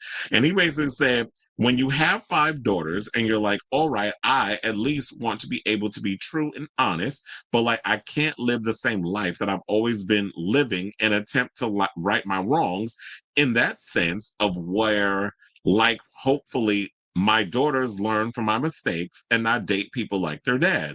For those unfamiliar with his family tree, y'all know the man got 12 children from 6 different women. I believe it would have been 13 if one of the kids didn't pass away. I think they had cancer or something or another. But yeah, he's got like 12 kids from 6 different women. So you got a dozen kids from half a dozen women, basically. So most know that Ken has twins, Moroccan and Monroe, or Rock and Roll, from ex-wife Mariah Carey, which she's exempt from this because at least he put a ring on it and they walked down the aisle and they was married before they did the traditional thing. He basically just skeeted all up in these other broads and had a bunch of kids. 10 kids with the mother broads. Now, the actor and TV personality also has a son with Bree Teesey and a daughter with Lanisha Cole. Finally, Cannon has 2 kids with Alyssa Scott, a daughter and a son, who died in 2021. Okay, so it was from brain cancer. Now, on Reddit, many users voiced their frustration with Cannon for sharing what they believe to be an inappropriate statement with his young daughters. One person said, so the message is, don't grow up to be like your mothers? A second also chimed in and posted, has he ever learned from his mistakes? Cannon also has sons. Isn't it important to that they don't make those same mistakes? And I do agree with that. It's like, if you go, why do men always be so quick to go after the girls? The girls always have to be the ones that have to be prim and proper. Don't do this. Don't hook up with that one. You know, the good girls like the bad boys. That's been going on since before speech replaced sign language. So why is it that the girls always have to be the ones that shape up, and then the dudes could just be dicks, or just, laying low and spreading it wide with Thomasina, Dickalina, and Harriet? It's like, no, it shouldn't just be put off on the girls. You need to teach your boys to be respectful of girls as well. So I don't understand why he's sitting up in there and just only trying to put all that energy on his daughters, because I do think that that's a bit unfair. Then another person said, let's be gender neutral here and go, don't date around and have 13 kids with different people or something, a different user quipped. Someone else jumped into the conversation and suggests that Cannon begin modeling the behavior he'd like his children to imitate. One person saying a better place to start would be to behave like the kind of man you like to see your daughters date. He'd rather just pass the buck and put the onus on everyone else to behave better than him. Sometimes I wonder what made him get to the point, because I don't think anybody just wakes up one morning and decides to just be fruitful and multiply.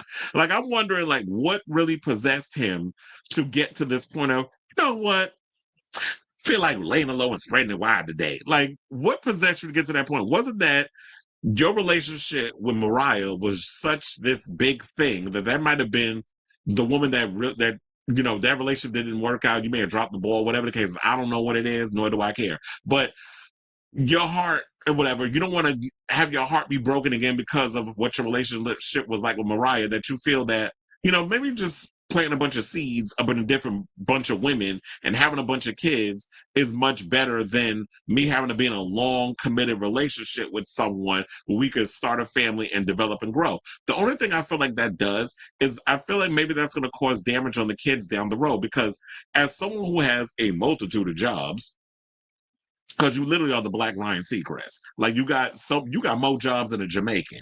So in that situation, how do you spend the time or formulate the time with all of your kids? Like, how do you make time for 12 children? Like, how does that work? Like, I'd be curious. Like, I know parents that be struggling and try to make time for one or two of their kids. Or let's go with the standard 3. How do you have that? How do you make that time? So if you doing it with a dozen, that makes it even more interesting. So they say in the negative comments, director Ed Cannon didn't end there. A user questioned whether Cannon was done having kids so he could be an active father who has learned from his mistakes yet. Saying, quote, if by mistakes, does he mean the thing he continues to keep doing to new women?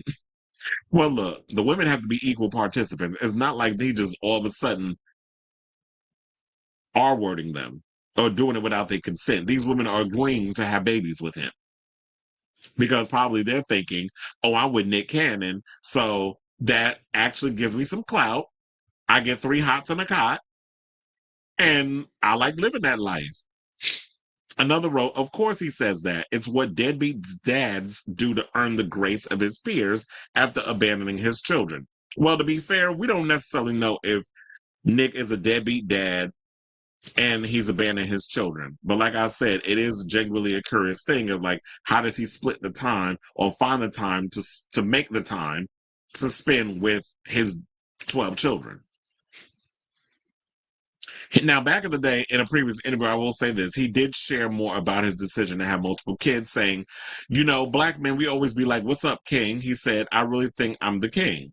When the interviewer asked Cannon whether he could name all 12 of his kids, he said, I usually get in trouble, as he struggled to state them all. And he is a man of, well, I don't know, he's not a man of a certain age. Nick, you in your damn 40s.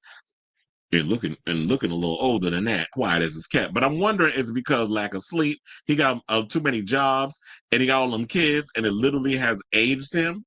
Because I do think, like, having kids does age you, and all that responsibility. But then, in regards of saying that whether or not he was done having kids, he said that he wanted to leave that to God. Don't bring God into this mess. He said God decides when we're done, and I believe I definitely got my hands full. He also made a joke and said, when I'm 85, you never know. I might have. No, stop it, sir. We don't need you being around the same age as Robert De Niro, still having kids. Because by the time that child turned 20, you're going to miss his graduation. You're going to miss all the important times in his life because you so old, you farting dust and piss and rust, and you're not going to have time to spend with your kid because you decided at 85 to have another baby. Now, I should say this because we seem to forget he did insure his jewels, and I'm not talking about the ones you wear around your neck for $10 million. He also opened up, and I'm talking about the testicles. So now they said, Hater said it's time for me to start having kids and put his super sperm to rest, but I'm doubling down on these valuable balls and my future kids. Now, after learning how much his jewels were worth by using Dr. Squatch's ball valuation tool, Cannon, who is 44, going on 64, took out an insurance policy on the pair, assuring the public that if anything were to happen to either one, the money will go to his kids. So, look, I say the one positive thing about this is that if anything happens to him or whatever the case is, his kids are set. However, money can't buy you time with your kids. Money can't buy you those times when you got to miss someone's baseball game or a dance recital or their graduation or whatever the case is because you're stuck on set or you're out doing some type of event or whatever the case is because you're trying to bring home the bacon and take care of the family. So just keep those things in mind. So I say all this to say, what do you guys think of this story in regards to Nick Cannon and making them comments about his daughters? I do feel like you need to even that out a little bit and not just put the energy on or the pressure on your daughters to have to always step up and do the right thing. Boys need to do right by women and the women they date and all that other stuff too, to show them that you need to be respectful of the person that you're going to be in a relationship with. So let me know what you guys think of this story in the comments down below.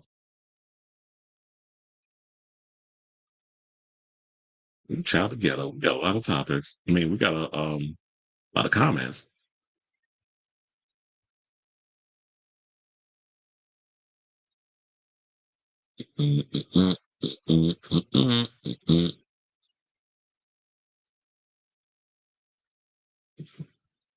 Every dog has his day, so I don't believe Eddie. He absolutely tried it. Okay. I will subscribe for you. Thank you. No, please don't. But look, you the one that got to live with him and pay for him, among other things. Okay. Yeah, you trying to start your own little baseball team. You shouldn't have so many kids if you're not going to spend time with them. God damn, that man spending some money. I'm sure he is. I think he mentioned how much he'd be spending on his children. Yes, he does. Wait, what about Madonna? The actress Lonnie Anderson died too. Yeah, she was I remember first of all, I only remembered Lonnie Anderson because she had them big old boobs. That's what I remember her from. But yeah, I do remember when she was married to Burt Reynolds way back in the day. Says Taylor Swift. He needs to calm down. I said, He said that's a lot of mistakes. What she do? Hold on. Child, let me go to the IG. What is going on with Adonta? Not Black Gay Comic Geek talking about his villain era.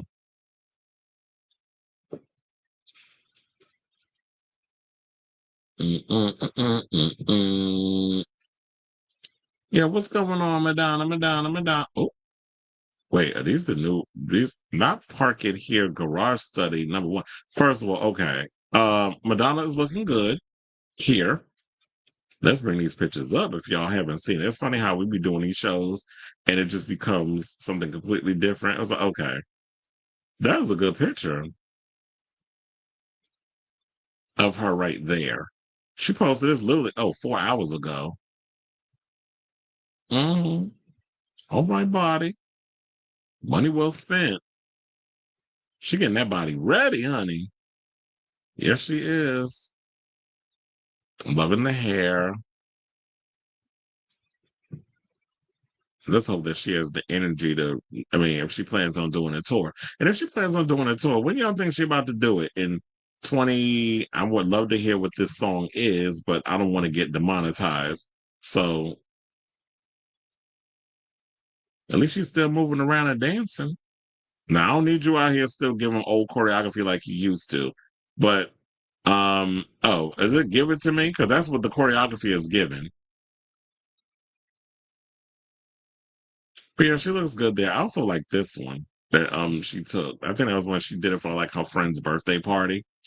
But anyway, shout out to the queen, Donta, looking good as usual. You said Chicago Med is so good. It's one of my favorite shows. The writing and acting is a 10 out of 10. Maybe I need to give it a chance. I like I mean not like I have Peacock because I think that's what it's on. I could probably sit around and watch that. Nick Cannon is gender neutral. Who knows? Yes, he is. I hope not. No, say he definitely has enough. It might be because a lot of people have people have their addictions. There's people who are like when we use the standard drugs, people are addicted to sex, and there's people addicted to having children. But that's crazy. If that's an addiction, then you need to seek help for that. Because kids are not just something to play around with. Like that's a whole human being that you're creating. And the worst thing is that people be out here using. That's an old saying. That some people be like, "You got more jobs than a Jamaican." Is I don't think he sees his kid. Well, look, I don't know. That black did crack. That's what I was looking at Nick Lay. I'm like, damn, you look a little older than usual. You mean kids? And that's a lot of money that you're gonna be splitting. Because it was like, if sometimes I guess like if you rich, you be hoping you the only child. Because it's like, yeah, then all the money will come to me. Because I don't think any of these kids can go out and get a regular job. The only people who don't have to depend on the situation, we don't need to and put Mariah in the situation because she was married to him at the time. She got her own money. Her kids are well off, regardless of if Nick does whatever. Because Mariah is Mariah, so her twins is fine. It's the other boys that got to worry. Mm-hmm.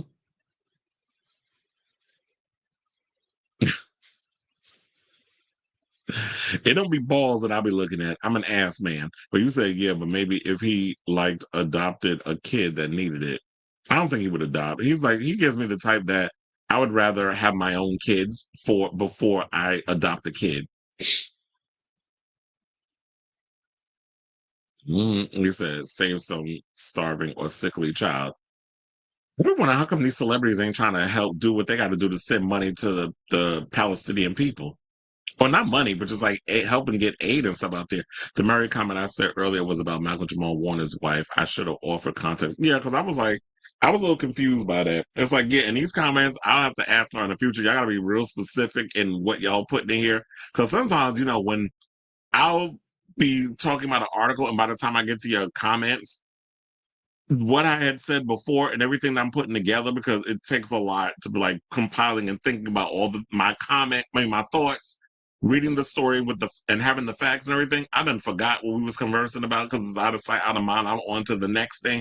So then sometimes I'll be reading your comments and I'm like, what was that about again? But I'll be trying to fake it. Like, I don't want to come across like, huh?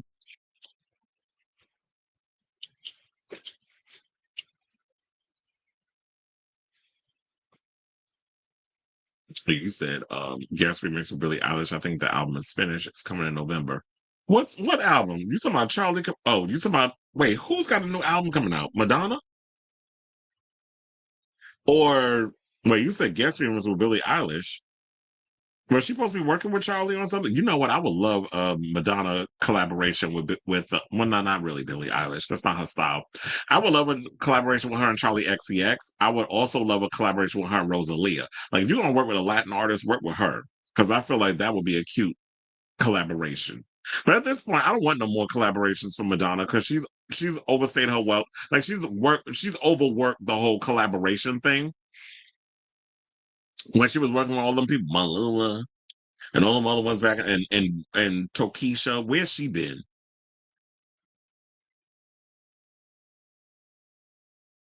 Yeah, that's why I like the conversations. He said our comments also like the conversations.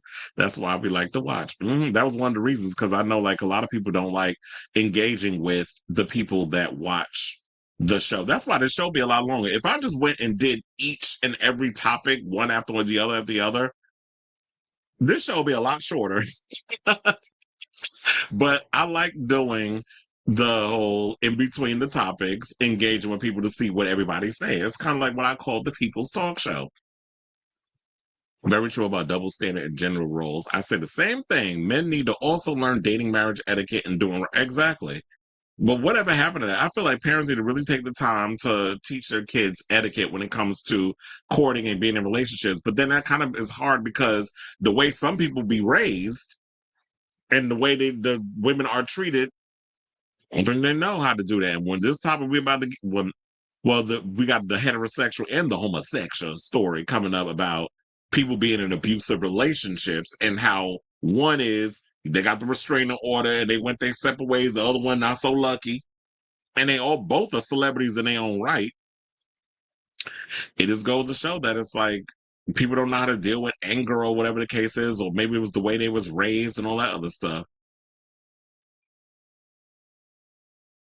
You consider yourself a remixer and not a producer? Do you do original stuff?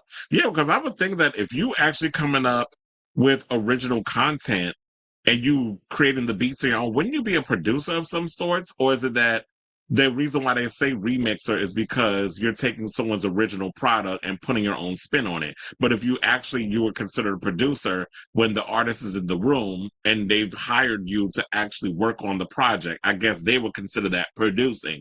But if you're taking someone's product that's already been created and just putting your own creative spin on it, that would be considered a remix.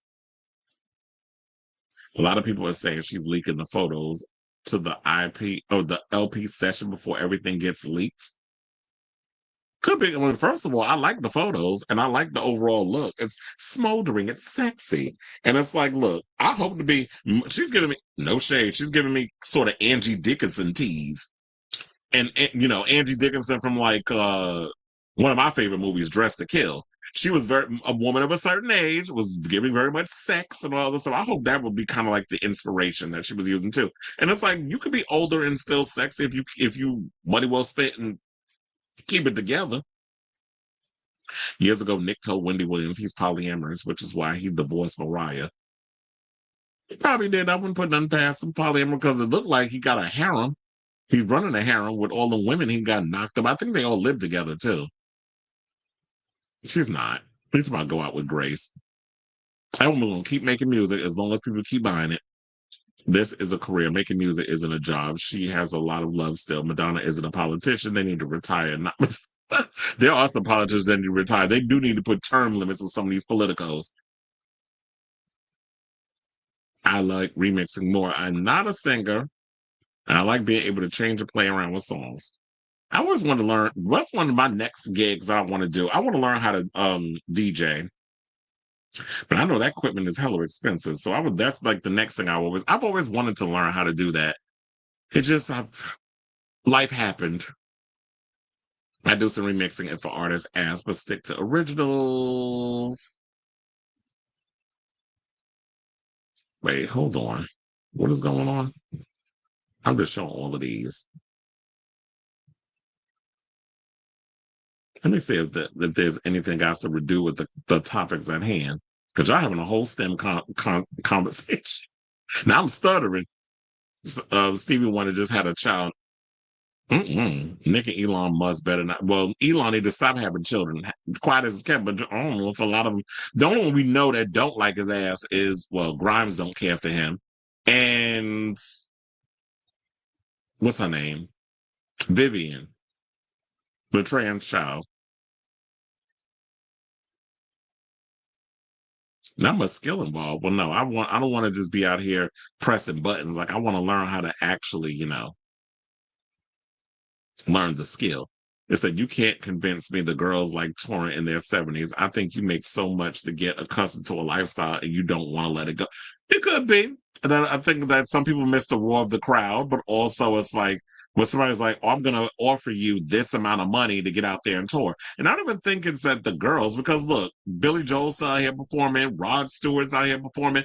We got Billy Idol coming to the Garden this month. We also have The Who about to come to the job. I'm working that show on the 30th. They're coming to the Garden this month. So there's a lot of the vets are still out here performing. So it's not just the women. I mean, we saw even down to, 2 weeks before he died, Ozzy Osbourne was out here performing. So you can get technical with it, but it's not the same as the vinyl days. You say it's expensive, but in the long run, well, look, these days you can put things on flash drives and all this other stuff. Back in the day, I felt for the DJs that had to walk around with crates of music. I'm like, I know that's got to hurt. Look, quiet as it's kept, and I'm about to blow her spot up. I used to still gag over the fact that even when everybody done moved on and made things simpler, Lady Bunny was still out here using CDs to DJ. Madonna says she likes the creative process of putting a show together. Well, yeah, it's a lot of fun when it's like you're working on a situation and you're in the throes of conceptualizing something where it's like picking the dancers and the costumes and working with the choreographer and it's like all that stuff. So yeah, records do get expensive. 800 songs. That's a lot. I used to make like mixes and stuff like on CDs, like my own little thing, but I know that's not the same. But I've always, like I said, I always want to learn how to like blend and mix and all that other stuff. So that's the next thing I'm about to move on. Then I'll be up in the clubs, give you bitches a run for your money. Anyway, so I can move on from live entertainment. Well, now I will always do live entertainment. Like ever since I was in college and I went and I started working at VH1 and all this stuff, I think that's always been kind of like the field that I've enjoyed being in, the whole live entertainment field. So I feel like that's actually stuck with it. Who's that for me? Who said the Pioneer's 350 Serato controller? Is that for me? Anything come for me? Wait, hold on. Let me write that down. Cause we in this thing, we got how many more? Anything come for me like I'm in the goddamn color purple. Cause I need to write that down. Also, I need to start keeping up with my what do you call it? But let me put this over this. Also, I've been having this. I've been really adamant. I'm like, I want to live in an RV. My coworkers have been talking to me out of it. They're like, no, you don't want to live in an RV. I said, yes, I do. Especially that Nouveau Plus van that they got running around.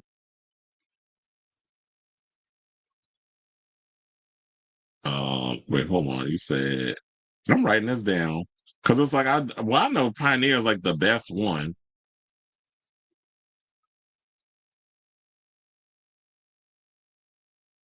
What else y'all saying? And this is like me trying to type with one hand because I'm a one-man band. You said it is pretty similar to a club feel, but you need to run it through a laptop. So it's like I got to get an extra laptop.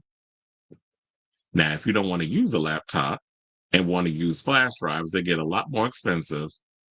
You said I would recommend it starting out. I have compared it to a $5,000 Pioneer setup at clubs, which is the norm. It feels similar. I mean, I have a lot of DJ friends. I'll be like, let me take me shopping so we can like get all the stuff I need to get. I'm probably gonna have to max out some credit cards because I'm like the amount of money that I'll be spending on that shit would be something. But anyway, let's get back into the show, y'all. Let's talk about Denise Richards, who this was a story that was brought to my attention during yesterday's show, but because we had so much on the docket, I was just like, you know what? We will save this foolishness for tomorrow, which is now today. So the cops apparently were called on Denise Richards Sunday when the reality star allegedly was she there or not? Like, I don't understand y'all saying allegedly. Showed up at the home of her estranged husband, Aaron Phypers, despite a restraining order the reality star had taken out amid their divorce battle. Now, according to People, the Loess Hills Sheriff's Department responded to a call at around 4:30 p.m. on Sunday, August 3rd at the Calabasas home Phypers, his parents, and his brother currently live in. Upon arriving at the scene, authorities did not have any evidence that a crime occurred. In a statement to People, Berman says that the 54-year-old who was granted a TRO against Phypers that's temporary restraining order, against Phypers after making allegations of DV throughout their relationship, saying, quote, did not violate a restraining order by going on the property. Now, on August 3rd, 2025, after confirming that Mr. Phypers was not present in her home, Miss Richards entered the home to retrieve her dogs after learning that Mr. Phypers had put down one of her other dogs without her knowledge or permission. However, a source close to Phypers tells people that this is 100% absolutely false. The insider further alleges that Richards was screaming and banging on the door of the home to get inside, and when Phypers heard her voice, he left through a side door. She said, quote, I don't live in our house. Aaron's mom and dad and his brother, they were going to stay for a few months. It's been over 3 years. Saying, quote, I needed some space, so I rented a townhouse, and then I rented another one and another one. Girl, what you need so many damn townhouses for? Like, if you need to get away, like Ben Affleck had to when he got with Miss Jennifer Lopez. Remember when they was going through their stuff and they was like, oh, wait, he had to go get him a separate little house? And then at some point they had to admit that they were parting, they went their separate ways. So she says, I have 3 of them. One's an office, one's a studio, one's for Lola and Eloise, and for us to sleep in. And then when Aaron and I want privacy, we sleep in the studio. So we're all over the place. To me, why the hell do you need that many spaces, especially if you're living in Calabasas? The Kardashians live in Calabasas. So I can only imagine like how expensive that house is. But you out here needing a townhouse and like multiple townhouses where you have one as an office. Ma'am, you can put an office in your house. Like, what do you need a house for an office for? And one's a studio and one's for the kids. And then when you want to get dick down by your man, then you have a separate. I just feel like you just out here just spending money for the sake of spending money. But then again, it's your money. So with that being said, you could do whatever you please with what you have. I mean, it's probably coming from the OnlyFans because, she does have one.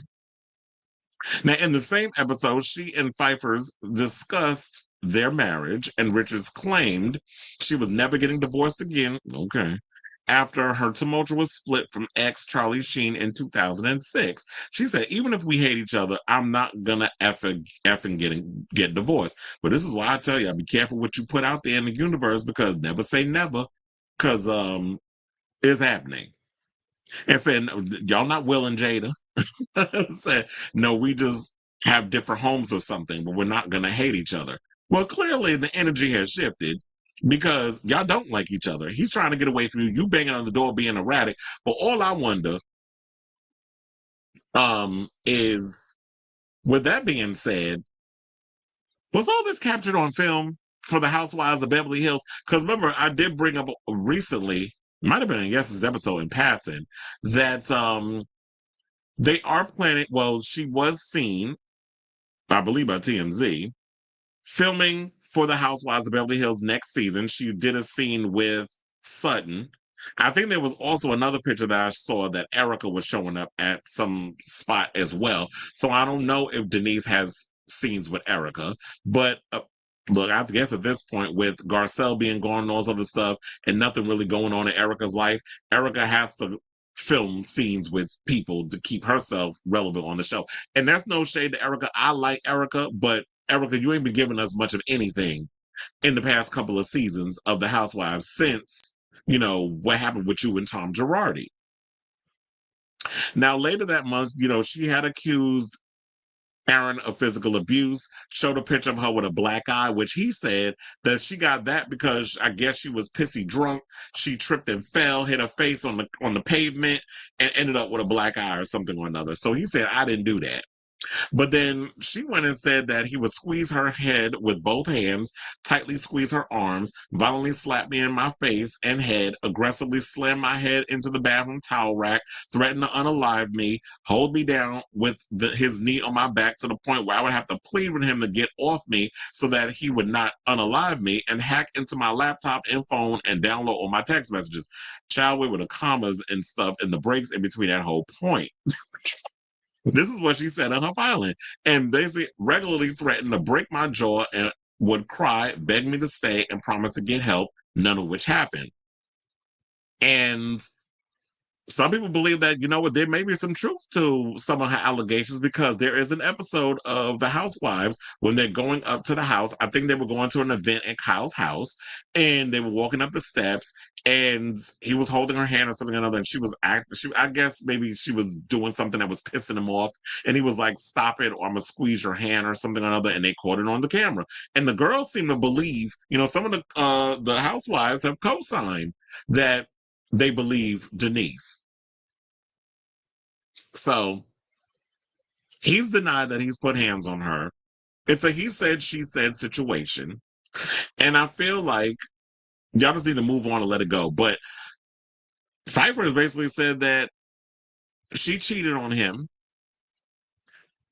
And they didn't say who it was, but then I remember I was reading the story. They said it was one of the guys that worked on that. Damn, what was the name of that show where it was like the military show that she went on? Tom Sandoval and them was on it.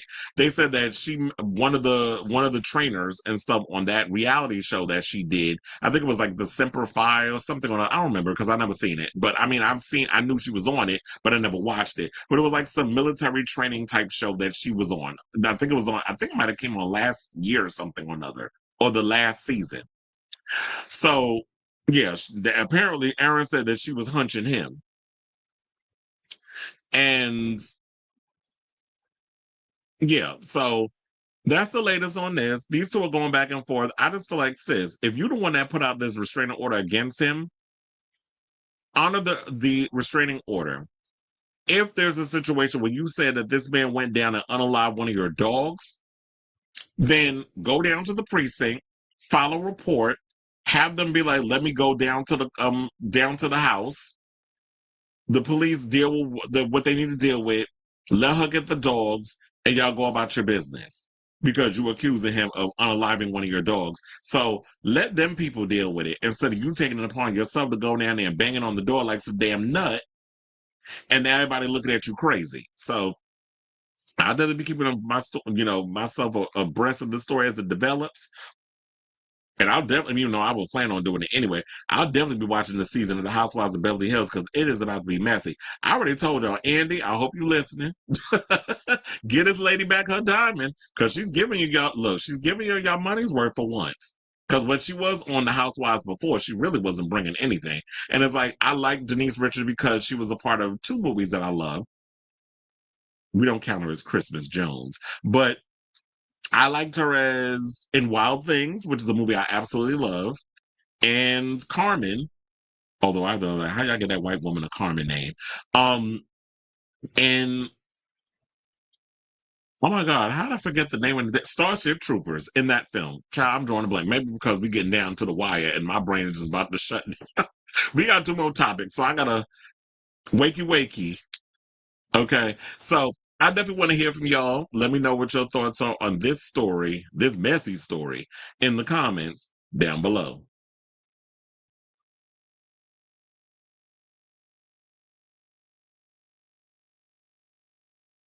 Okay. I'm like, I don't have to buy a whole new laptop, right?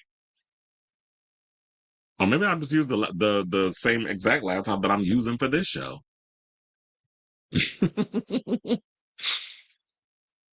Yeah, I like Starship Troopers. They're making another one or remaking it. I forgot who's doing it though. I think it's Neil Blomkamp or something or another.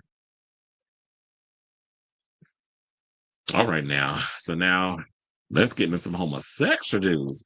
And yeah, I ain't saying it as grand as I said it before, but this ain't some good damn news. So apparently, there's a story that came out the other day, but I started to get more information on it. There's this gay fitness model by the name of Donald Zeben Hood, who was arrested after he allegedly stabbed to death his fitness trainer husband. So hold on, because I was like, I do have a picture of them. It says bring it up. Now the person that did the stabation is the one on the left in the jacket and hoodie. The one on the right with the black is the one who is no longer with us. So according to People, they said approximately at 4 a.m. local time on Friday, August 1st, Jacob Zeben Hood, who's 34, who worked for the personal training company System Fit, per his Instagram, was found unalive at his Harlem apartment on West 183rd, 38th Street, which was not too far from where I live. because I lived in 147. Oh, no, it was 148 actually. So this, according to NBC4 New York reporters, citing charging documents. A NYPD spokesperson, in a statement obtained by People, said, "quote Police responded to a 911 call from an unconscious male inside 250 West 138th Street within the confines of the 32 precinct." I think they meant 32nd precinct. Upon arrival, officers observed an unconscious 34-year-old male with multiple stab wounds to his legs. EMS responded and pronounced the man deceased on the scene. At the scene. But they said on scene. And scene. Now, police confirmed that this in their statement that no one has been charged with his death at the time, but the investigation is ongoing. Now, Jacob was discovered slumped over a toilet with multiple wounds across his body, according to NBC4 New York, citing prosecutors. He had a gash on his head and several wounds through the back of his leg, including one that was deep enough to penetrate the muscle. Jacob's husband, Donald Zeben Hood, who's 40, has been arrested following the incident, per the the New York Daily News. Now, he was arraigned on Sunday, August 3rd, on charges of burglary, criminal contempt, and weapons possession. Donald was not been charged for the death of his husband, but the case is being investigated as a homicide. Well, if he did all the stabbing, why isn't he locked up? Like, if he killed his husband, that's what this is. And according to the reports, they said that they've been fighting for the past 3 years. Like, even neighbors that lived in the building was talking about they would get real vicious with a lot of the abuse and stuff going on. Because look, now here's what it said, according to the New York Post. Neighbors of court records revealed a tumultuous relationship between the seemingly picture-perfect couple whose social media feeds are replete with glamorous photos that include alleged DV going back to 2022 by Donald, whom Jacob had accused of choking him and threatening him with a knife. Now, I do have receipts in regards to the IG. Hold on as I bring that up so y'all can get an idea. Now, the one that is no longer with us is the one that's shirtless with the peace sign. That's Jacob. And then the husband is the one that's got the shirt on. So, yeah, they have this picture perfect relationship, but, other things was happening behind the scenes, according to the neighbors. So Donald, who had also defied multiple court protection orders in recent months, has not yet been charged with red rum, but prosecutors are investigating the case as a homicide. They fought all the time. I would hear it. This is what Craig Wesley, who's 44, a neighbor in the building, told the Post on Monday. Jacob Zeben Hood, who was studying to be a doctor, had called his father the night before he was found unalive, telling him that his husband was coming after him and not allowing him to leave their 138th Street apartment, prosecutors said in Manhattan court on Sunday. He also sent his father a photo of his wounded leg. The helpless dad heard Donald Zeben Hood screaming at his son and calling him derogatory names, according to court documents. Police later found Jacob slumped over the toilet, as I said earlier, covered in blood and gashes from his head and multiple stab wounds to the back of his leg. One of his wounds severed the artery, causing him to bleed to death. Now, Donald Zeben Hood, who had several cuts on his arms requiring stitches, also shockingly told cops that he had a knife fight in their apartment with Jacob the night before. He claimed he fell asleep after the domestic clash and woke up around 4 a.m. to find Jacob dead. So it could have been y'all sitting up in there having like a damn knife fight with each other, like y'all are Beatrix Kiddo and Vernita Green in the opening sequence of Kill Bill. And then y'all thinking, oh, it was just regular, whatever. We just doing what we usually do as a gay relationship. We just be up in there fighting. Which a lot of y'all need to realize that y'all think that DB only happens in straight relationship. No, it be happening quite a lot than y'all realize in same-sex relationships as well. It just they don't go reported because of a lot of the homophobia and misogynoir that occurs within our community. So a lot of this stuff goes underreported. You think it's bad when women go through DV with men? It's a lot worse when it comes to same-sex relationships. Now, Donald is a successful model whose Instagram account peppered his nearly 68,000 followers with his fashion shoots, runway shows, and run-ins with celebrities such as Pam Anderson, in addition to romantic getaways with Jacob. But behind the glitzy facade, prosecutors argued Donald was estranged and engaged in horrific escalating pattern of abuse against Jacob. Cops logged 9 domestic incident reports between the couple going back to 2022. Records show Donald had a 2024 arrest after allegedly hitting Jacob in the head with an unspecified object that apparently led to an order of protection. He was arrested in February for allegedly strangling Jacob twice during a row inside the Harlem apartment. A judge said that Donald Zebin Hood's bail at $5,000, despite Manhattan prosecutors requesting for $20K. That's what you should have raised it, not some damn $5,000. He could easily pay that. A month later, well, I don't know his account. I mean, his money or whatever his situation. So it could have been that it was, he probably could have cleared $20K too. Now, a month later, police responded to a 911 call about the couple screaming and fighting, found Jacob Zebin Hood with a gash on his forehead, gushing blood. Jacob and Donald both claimed that the fitness trainer had fallen and hit his head. Donald was arrested again June 14th after he allegedly threatened Jacob with a kitchen knife, saying, "I will attack you." He was accused of violating his order of protection and received $5,000 bail again, despite prosecutors asking for $30,000. So all this could have been prevented if people would have just honored what the prosecutors were saying. Oh, I'm gonna keep setting it at $5,000. Maybe he'll learn it. No. People with anger issues, they don't never learn. And I keep telling you also with people in abusive relationships, it takes about a whopping 7 times before they finally leave that person. That's a statistic. Now, when the cops responded to the latest incident, Donald apparently acknowledged he broke a protection order yet again and would be arrested. He was actually under 2 orders of protection forbidding him from being in his husband's presence, records show. Now, Donald was charged with first degree, as I stated earlier, first degree burglary, weapons possession, and aggravated criminal contempt for violating the protection orders. A judge denied his bail as medical examiners determined Jacob's cause of death, a critical step forward pursuing potential homicide charges. Jacob's father declined to comment.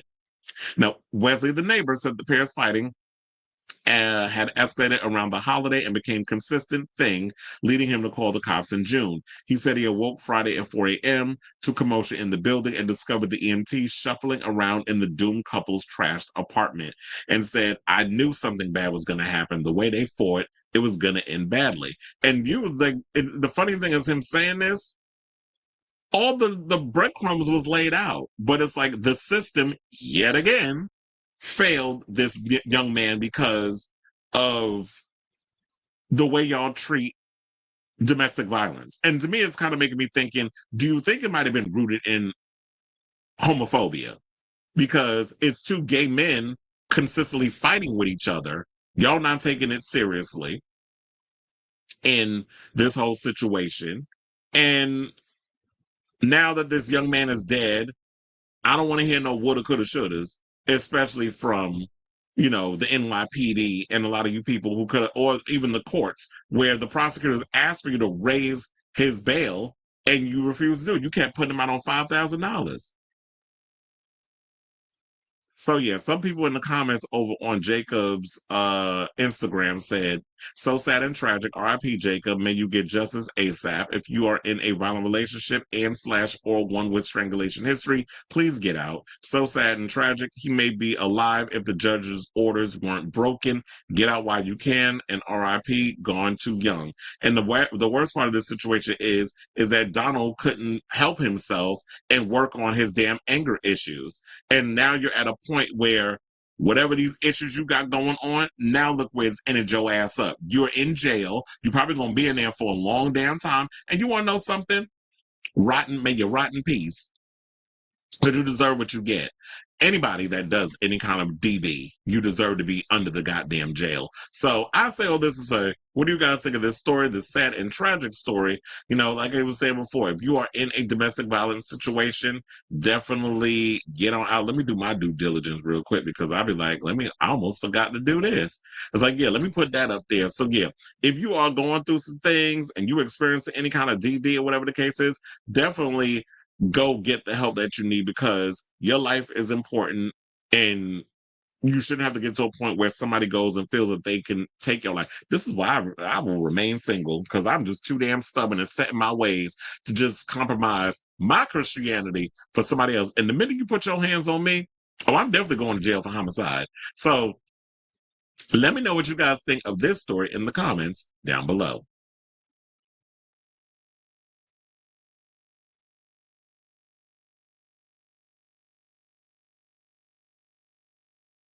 That reminds me, I haven't watched Drag Race since season 15. Brooklyn Heights and all. Has the show changed a lot in 11 and 2019, but the main series is doing all right. It's the all-star seasons that are getting worse and review bomb. Oh, speaking of which, I made a mistake yesterday. So yesterday when I was talking about the Project Runway viewing party at Roscoe's, I said it was Raja and Utica. Maybe Raja comes out at one point, but when I went to go click on a thing as to put it in my reminder to watch later, it was Brooklyn Heights was interviewing Raja. I mean, not Raja. Was Brooklyn Heights was interviewing Utica. So I'm like, are they? Well, I guess they're not going to have Naisha and all of them come and do this situation. They're going to have other queens come in unless she is the new main host for this particular situation. We used to have like the fashion drag queens come in and talk fashion. Like that would work. Denise banging on the door sounds shady. She was holding the camera when she was at Aaron's house and probably was. As I said, this is all for the housewives. It just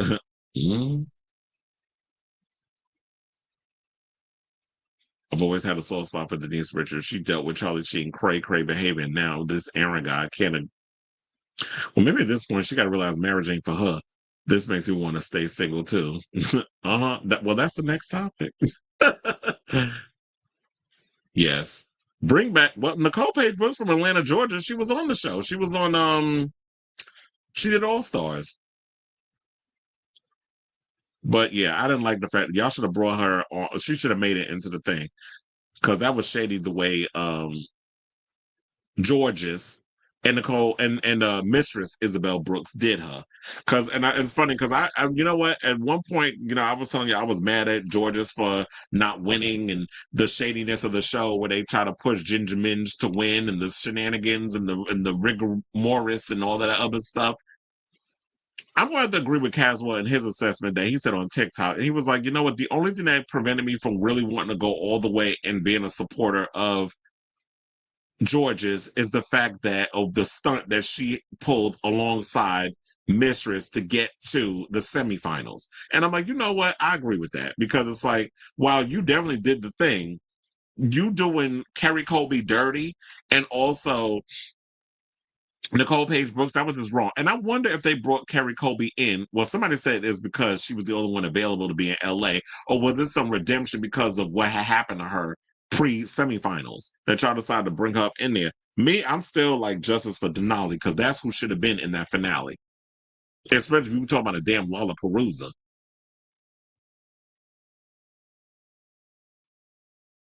Yeah. I like the format of All Stars. We just don't like the overproducing of the show.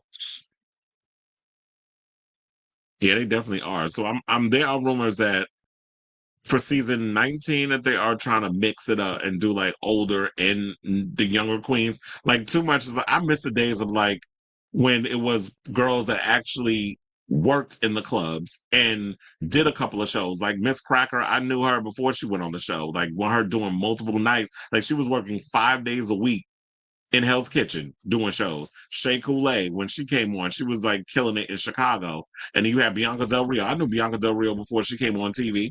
So it's like when you know all these girls and seeing them come in and do all this other stuff and her close friendship with Lady Bunny, who was also a friend of mine, seeing all of that.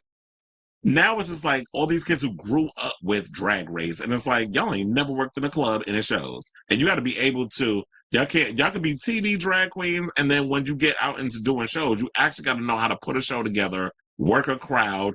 There needs to be that sort of camaraderie, and Drag Race is not giving that. Well, damn, regular season 7, that's a long time ago. That's like literally 10 seasons ago.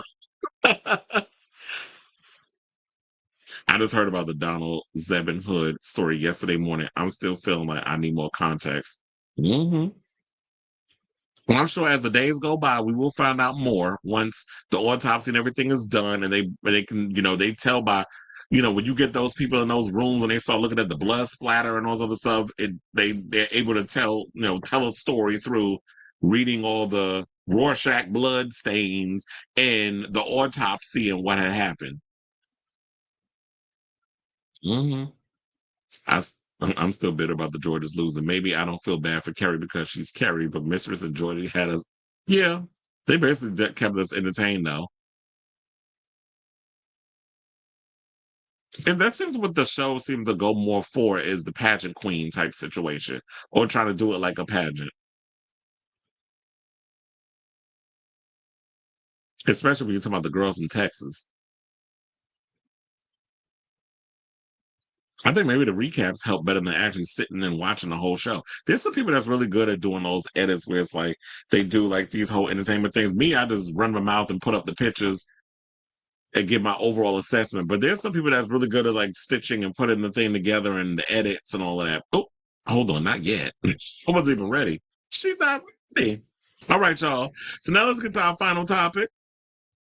And let's give a huge congratulations to Alaska, who just announced that she is engaged to her man, Matthew Herman.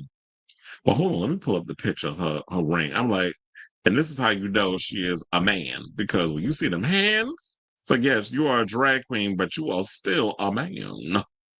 Now, the All Stars 2 winner shared the exciting news that she and her longtime partner, Matthew Herman, are getting married in a post uploaded to IG on Monday. Now, she uploaded the photo of her hand sporting a silver wedding band and a caption that has 2 wedding ring emojis and 2 heart-filled smiley faces. The Drag the Musical star gave Entertainment Weekly an exclusive statement on how the engagement happened, saying he popped the question after a celebration for her grandma's 90th birthday party, saying, quote, "I love him so much," he told the publication. Now, Alaska was met with love from her fans and fellow Drag Race contestants who showered her with supportive messages in the comments. She received a congratulations comment from queens like Bosco, Denali Fox, that's her name? Denali, Fox, Shea Coulee, Arietti, Candy Muse, Acacia Forgot, Peppermint, and even the dating app Grindr. Well, I don't think they met through y'all Grindr. But let me see if it actually has it in here what some of the people are saying over on the Instagram. Jackie Beat said, "I shall die alone." That's funny. Juju B sent some emojis. Look like a sad face emoji, but I think it's of course she being funny. Plasma was like, ah. Pandora Box sent some love, some heart emojis. Manila Luzon said, "Congrats." Shea Coulee, "Congrats, sis." Keisha Forgot, "OMG, congrats." OMG, "Hey Rose" said, "Love you. Congratulations to you both." The Nick Adams, "Congratulations, my sister." The Candy Muse sent a heart emoji. Peppermint said, "Congrats, mama." Um, the only JMV said, "Congrats. I have my rosebud ready." Aurora Sexton said, "OMG, congrats, kids." Um, so the gays and the fans her fellow contemporaries are pretty much showing their love for the doll. Wait, hold on, because that wasn't what I want you to do. I wanted to do that one. And yeah, so congratulations to y'all. Now, not much has been made public about Alaska and her fiance's relationship, but he is her biggest fan. On Instagram, on his Instagram, I said, he shares photos of her and her achievements with congratulatory captions telling her how proud he is of her. Now, before Herman, you already know Alaska was more or less known because she was dating Sharon Needles back in the early days of Drag Race. I believe Alaska had auditioned for the show quite a few times and didn't get on. And then Sharon ended up getting on the show. And I remember, I think they were talking about that there was some animosity there between them at the time. And we already know Sharon Needles and the controversy on this, so we don't need to get into that. But Alaska ended up getting on later on. I think it was like the next season. She did relatively well. She made it to the top 4.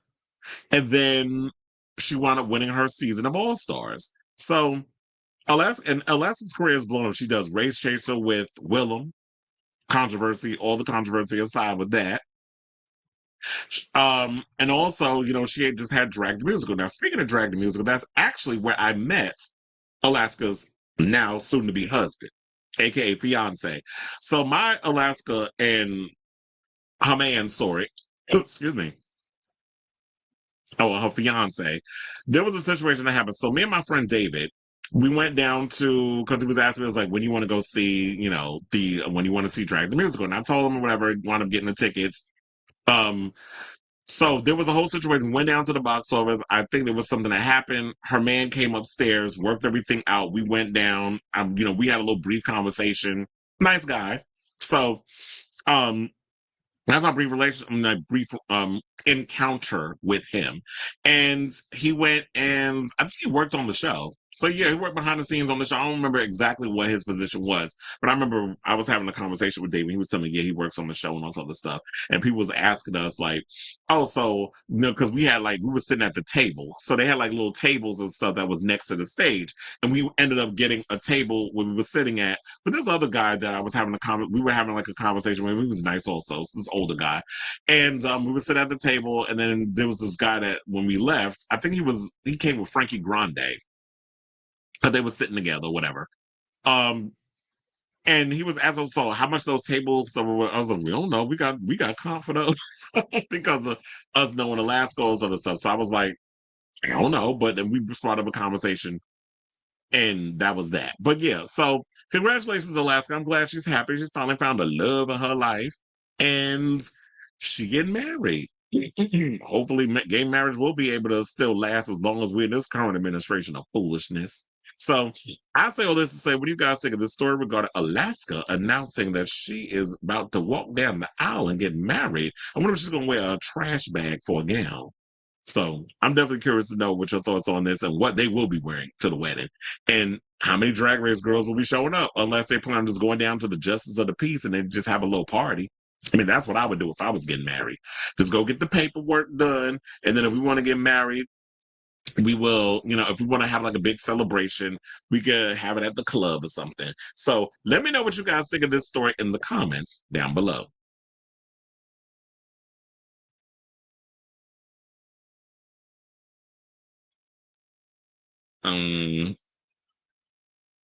Wait, hold on. I'm like, did I miss all of these?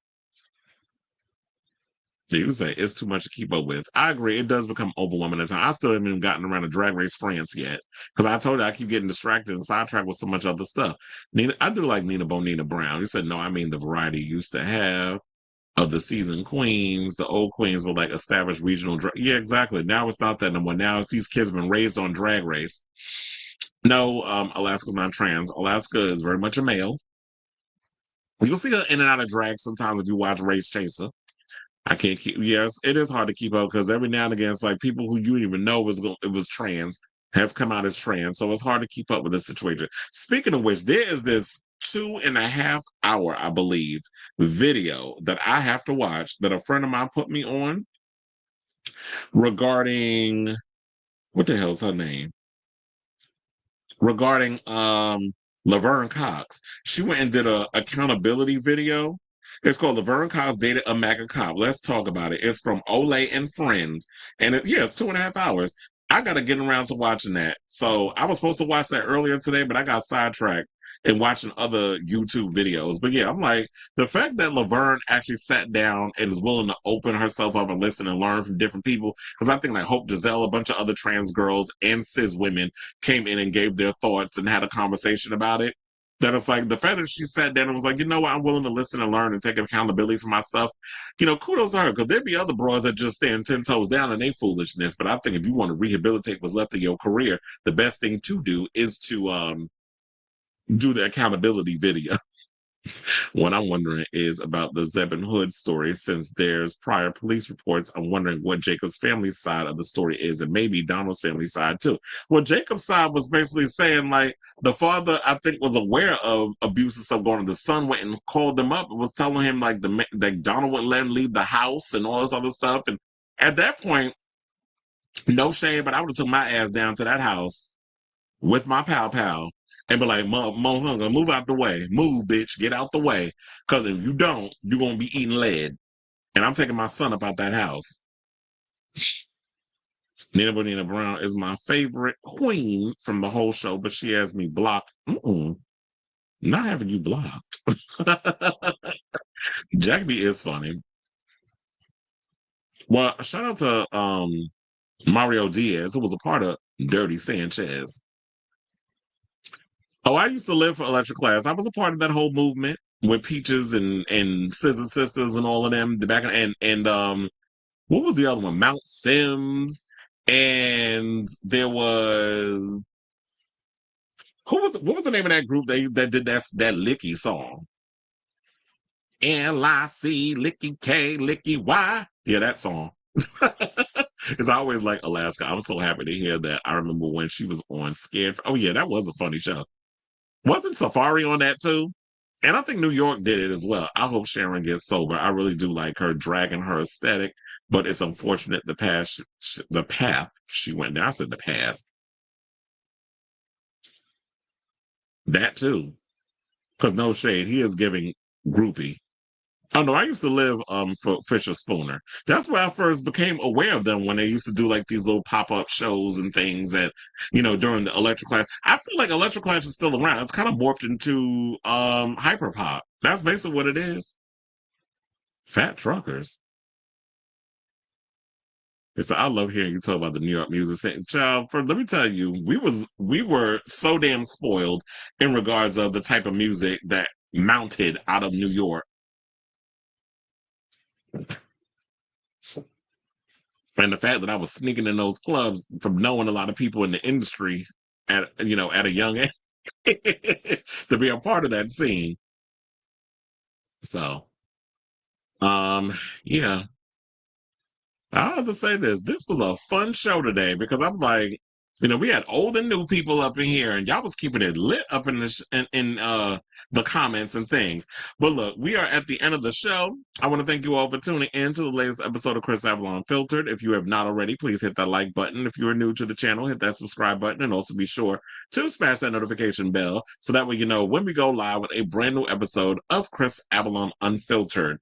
So tomorrow I will not be on because I am going to be at City Field working a event and stuff over there. But I will be back on Thursday with a brand new episode. It's like this week is going to be a little light. So I'll be able to do a lot more shows this week. Next week is a different story. So this week, yeah, it's crazy. So I will be, what is my schedule like? Let me tell you, I don't even have a specific time frame that I do this show. Sometimes I pop up and I could do a show at 2-3 o'clock in the afternoon. Sometimes I show up at 6 o'clock. So it depends on how my schedule is and how long it takes me to compile topics and things of that nature. So that's usually what it depends on. But if you hit that like button and you also hit that notification bell, it should pop up like when I'm about to let you know 30 minutes when I'm about to put up a show and that sort of thing. That should be what lets you know, hopefully. Because sometimes these algorithms be algorithming and it doesn't come in. Yes. Well, I remember you telling me that. I love Miss Kitten. I still listen to Miss Kitten and the Hacker. Those are still some good damn songs on there. You said that was, yeah, definitely was a fun time. I think they need to bring that up. Olay Vid was too good. I used to have a crush on Kiyoki. When they used to me and talking about I used to open for Kiyoki. Wasn't there like two Kiyokis or was it the same one? Because there was a Kiyoki from the Party Monster era. Mm-hmm. And so I saw Kiyoki, and I knew a friend who knew Michael Alec and all of them. I was so glad I didn't. But I have a lot of friends, like a lot of DJ friends who knew Michael Alec and that sort of thing, and told me some very interesting stories about Michael. But he's dead now. He said I partied with him a couple of times. Remember when what's his name played him? Wilmer Valderrama in the movie. He like really didn't care to talk about Party Monster, but he got a lot of bookings from. Well, yeah, that was another thing too. Is that he didn't want to talk about the thing, but it definitely helped his career in so many ways, being a part of that world and that whole era. And who was a part of that? The World of Wonder people. So he probably mad at them.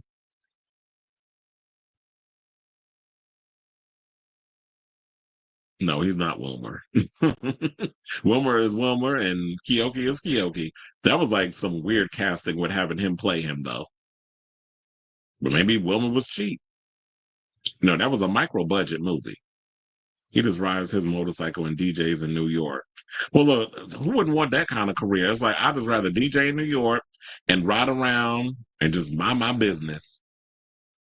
But anyway, love y'all for watching. Like I said, I'll be back on Thursday with a brand new episode of the show. Thank you all for your support. Thank you all for being in the comments. Thank you all for, all the mess and all that other good stuff. So yeah, I'm hungry. Let me get off this damn YouTube and everywhere else that y'all are watching me. So yeah, love you all for watching. Until next time, later. But that's not what I usually say. I say ciao, darlings, but later.